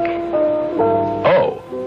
Well, I've got a good idea now how we can avoid the formality of this insurance business of yours. My name is Benjamin. My friends call me Ben. According to your card, your name is Gloria. May I call you that? Of course, Ben. Well, come in, Mr. Flack. Sit down, won't you? Sure, Ramsey. I mean, Mr. Powell. Confusing when you got a name like that. First name and last name sounding like the last name. You know what I mean? Yes. Common mistake. You may call me Ramsey if you like. Your late cousin Guthrie did. You worked for... you know Guthrie for quite a while, huh? Period of over 20 years. He was more than a client to me. I thought of him as my friend. Yeah, I can imagine. I miss him, Mr. Flack. Your cousin was a very interesting man with a very exciting imagination. Yeah? I didn't know him too well when he was way up there. I only got to know him the last few weeks of his life. Do you know why he sought you out, Mr. Flack? No. I hadn't seen him for 5-6 years, and then... Please. Why don't we drop all this nonsense? This play acting, Guthrie? What? What'd you call me? I called you Guthrie. Oh, yeah. We do look alike, huh? Yes, I know. Twin cousins. Well, let's drop all that, Guthrie. You told me too much about your plans to think you can fool me now. I don't understand you, Mr. Powell. I think I'll go now. Very well, if you're intent on continuing this charade... A good day, Mr. Powell. Wait. Shut that door unless you want my secretary to hear what I'm going to say. Go on. I want you to know that the insurance company is not going to be too easy to manage. $2 million is a lot of money. They're not going to hand over that kind of money without an investigation in depth. Well? They've had an autopsy performed on the body of the victim. What did they find? Not very much. When the car crashed over the embankment and burned, most identifiable characteristics of the dead man were obliterated. Then they can't prove who the dead man was. They have one solid proof. Only the man's teeth gave any clue to his identity. Don't you think that fortunate? And it was Guthrie Flack. It was Guthrie Flack. Or so the dentist who had worked on the victim just the day before the accident testified at the coroner's inquest. Well? I don't believe the dentist was correct. You think he was bought off? No, I think he was deceived by a very clever man. You. Mr. Powell, I'm doing my best to control my temper and answer your accusations. First, I would like to point out that Guthrie owed you a considerable amount of money, right? Yes. What's that got to do with the question in hand? A great deal. If I am really Guthrie, then the dead man is Ben. Do you follow? Go on. Guthrie, if he is alive, has no market value. He's broke. He owes over $100,000, right? That's correct. I am Benjamin Flack, Mr. Powell. I, as the beneficiary of my cousin's policy, intend to pay all his debts in full. All his legal fees and obligations. Is this in the nature of a bribe? Just a statement of my intentions, Mr. Powell. Yes. I'm an old man. I've done very well in my profession. I don't need any more money. I have no use for it. If you think you can influence me... Damn it, Powell. I'm still young. I want to live. I want the things money can buy, and I want the money. And no one is going to stop me. It's truly amazing, Mr. Flack. What is? The way you resemble the late Guthrie Flack. You've even taken over his manner, his drive, his arrogance, his ego. If you are in truth Benjamin Flack, there's been the most incredible transference of character. And what are you going to do, Mr. Powell? I don't quite know. I shall have to take the matter up with my conscience. I would advise you to do the same.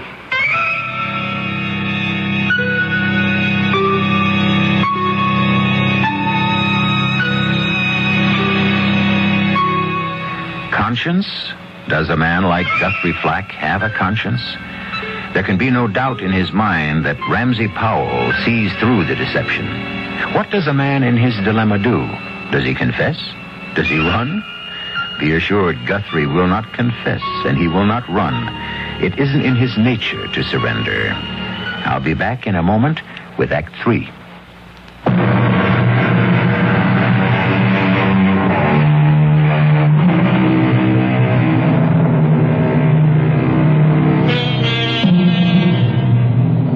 Guthrie Flack's well-laid plans are beginning to come apart. He is still relying on his old friendship with Ramsey Powell to keep him from talking.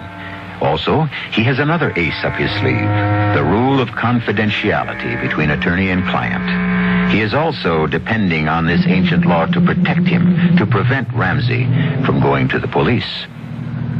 Penny for your thoughts, Ben. Well, ever since I got into the car, you've dropped into a deep hole. Not a word. I'm sorry, Gloria. I don't mean to be rude. When you called me and asked me to go out with you, you sounded worried. Is something bothering you? No. Well, yes. I had a little argument this afternoon with my attorney. Something to do with the insurance? Well, yes, in a way. You see, I'm getting a bit strapped for funds. I've been living a little higher than I should since I found out about the inheritance. Then your argument was about money, Well, not quite an argument, but it was about money. Perhaps I can help. How? Perhaps I can persuade the company to advance you some on account. You could? Well, I can try. If they would be willing to do that, it'd mean that they were satisfied that everything was okay with my claim. Not exactly. What does that mean? Well, they were trying to contact Guthrie Flack's wife. Ex-wife? They were divorced. She has no claim on the policy. She was dropped as beneficiary at the time, replaced by me. The company thinks she may want to contest it in the courts. Say that you put undue stress on Guthrie Flack to get him to name you as his heir. Oh, that's a lot of malarkey, Gloria. The divorce was final. She can still go to the law. Well, let her. She hasn't got a leg to stand on. No, I agree with you. You do? Mm-hmm. The form to change the beneficiary is in perfect order, notarized, and the signature attested to by Mr. Powell. So they're dropping that idea of bringing her back, huh? I haven't definitely said so, but I think they will.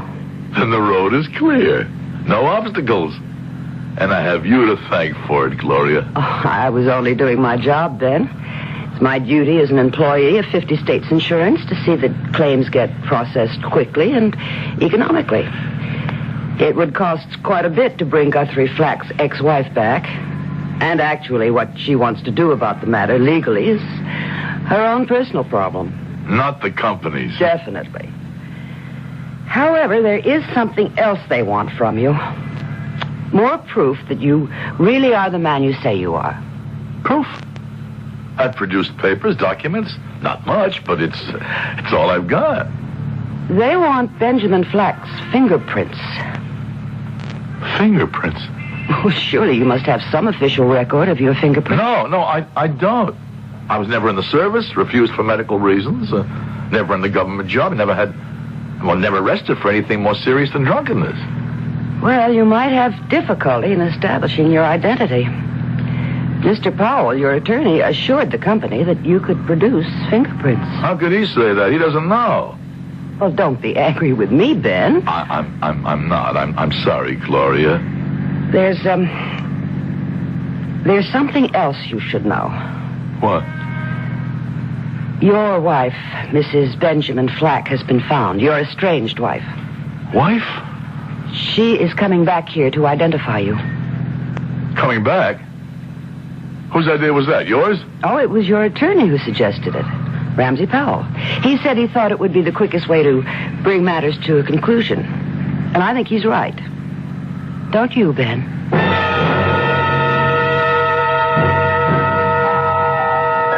I've been on this phone trying to reach him for 2 days. When will he be back? Well, how ill is he? This is important. I'm a client of his. A serious matter has come up, and I must... Yes, I've tried him at home, but his servant or nurse or whatever tells me that he can't speak to me. Well, I'm sorry to have taken up so much of your valuable time.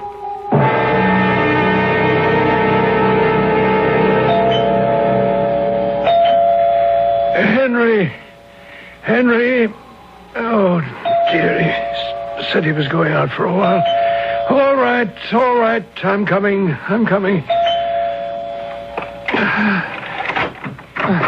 I've been trying to reach you for 2 days, Ramsey. Oh, Mr. Flack, I'm sorry, but I'm not well enough to talk to you. You damn well better make the effort. I've got to talk to you. I've been ill, quite ill, my heart. You've really decided to cut me down, haven't you? I don't know what you mean. It was your suggestion to have Mrs. Benjamin Flack brought here to identify me. I thought it would expedite matters. You thought it would put the finish to my plans. That's what you wanted to do. As my attorney, you couldn't accuse me. You couldn't violate the confidentiality of client and attorney. But you could get me by bringing her here to identify me. Mr. Flack, why should having your estranged wife here upset your plans? Okay, Ramsey, let's cut out the pretense. You know I'm Guthrie. You've known it all along. Yes. You know what'll happen when Ben Flack's wife sees me? Yes. What is the old expression? The jig will be up. You're going to keep that from happening. How? They've already sent for her. You're going to say that I am really Ben Flack, no matter what she says. I can't help you, Guthrie. You've committed murder. Cold-blooded, premeditated murder. And for what? For money. No, you got it wrong. It was self-defense. Well, however it happened, you committed murder. You planned to kill him. And you succeeded. If you turn away from me, Ramsey, I'm finished. What can I do? Well, if you can pray, if you have a God, pray for forgiveness. No, listen, Ramsey, please. You've got to help me. For all the years we've known each other. For all the years. But actually, Guthrie, I haven't really known you at all. Not at all. You're not the man oh, my heart. Here, Guthrie, the pills. In the top drawer of that desk. Get them quickly. This what you mean? Yes. Give them to me. If I do... Guthrie, please. I can't bargain with you. I'm dying. Please give me the pills. Get them yourself.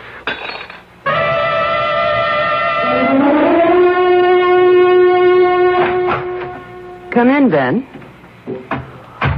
Your secretary told me to go right in. Yes. She's here. Your wife. So she's here? Mm-hmm. I don't really care. Well, I mean, it's going to be a bit awkward. Oh, not at all. It's a simple matter. She identifies you as Benjamin Flack, and the company pays you the money. Well, what if she doesn't make positive identification? Well, why shouldn't she, Ben? A wife should be able to say almost immediately. Well, it's been 5 years, Gloria. A person changes in 5 years. Ages, hair turns. Well, I'm going to send her in alone. You two must have a lot to say to each other after all that time. If you still want to stay together, all well and good. If not, you must make arrangements. When you're ready for me, I'll come back and we can get the business end finalized in minutes. Okay? I guess so. I'll send her in.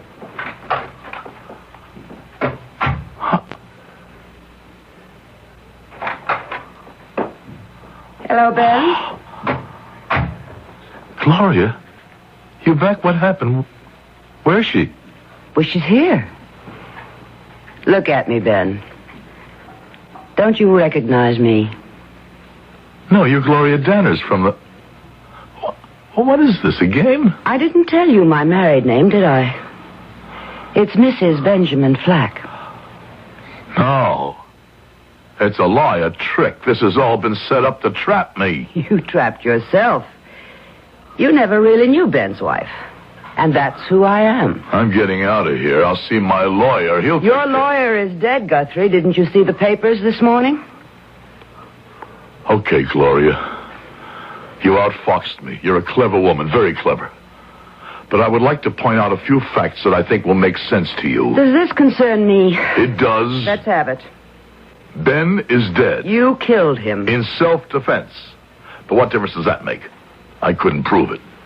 Now I am Ben Flack.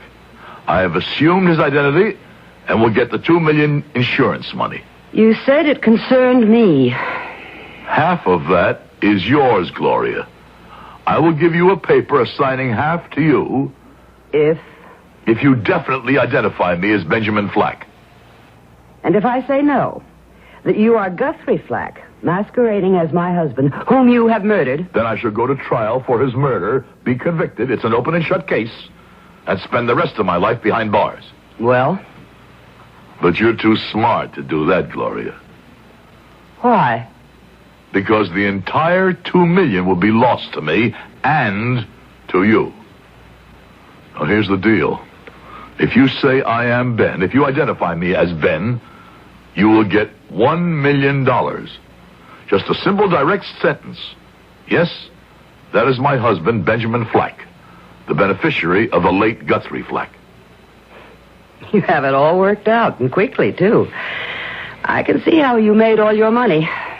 And lost it, Gloria. This is my last chance to get back. And it means a life of ease, of luxury for you. $1 million for you. No deal, Guthrie. You'd throw away $1 million? Yes. Because I want it all. I won't share. But you can't get it. If you refuse me, if you intend to expose me as a fraud, a murderer, you won't get anything. Guthrie Flack will still be alive, therefore, no beneficiary. No, you are wrong. I will identify you as Ben. And you will give me all the inheritance. And do you know why? You'll turn me in if I don't. So what? It's your word against mine. No, my side is stronger. The insurance company knows I am Mrs. Benjamin Flack. That's why they hired me. To find out if you were an imposter. And what's more, I've just recorded our entire conversation, just for my own protection. Very incriminating.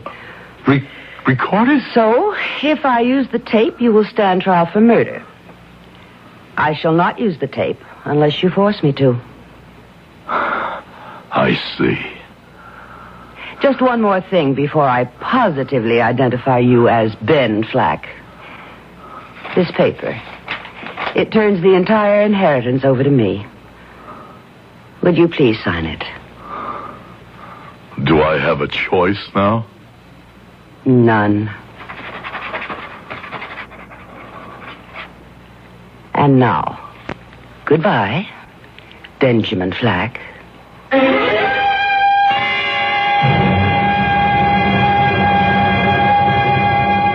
The tables have been turned. The cheaters have been cheated. Guthrie's punishment is to him even greater than if a court of law had sentenced him to life imprisonment. It is not in his nature to accept defeat and poverty, and that is all he has. In the final analysis, Guthrie Flack actually killed himself. Guthrie is officially dead, and a Ben Flack in his body haunts the streets of Skid Row asking for a handout. I'll be back in a moment.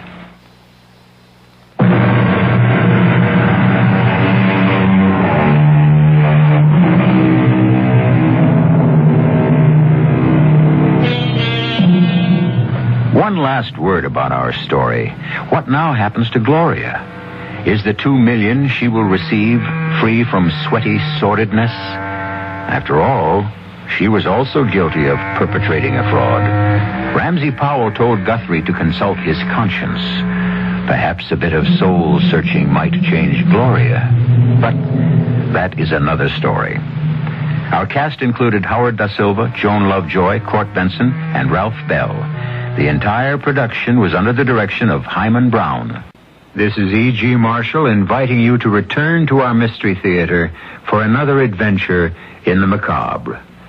Until next time, pleasant dreams.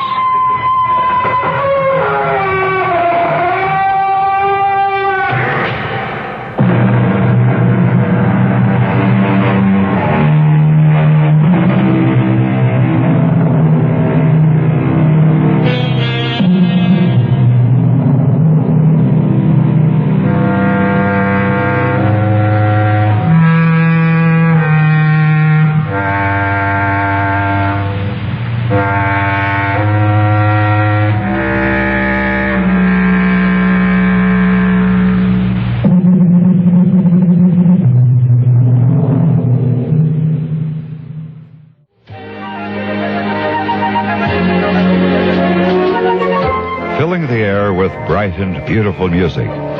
KIXI, Seattle.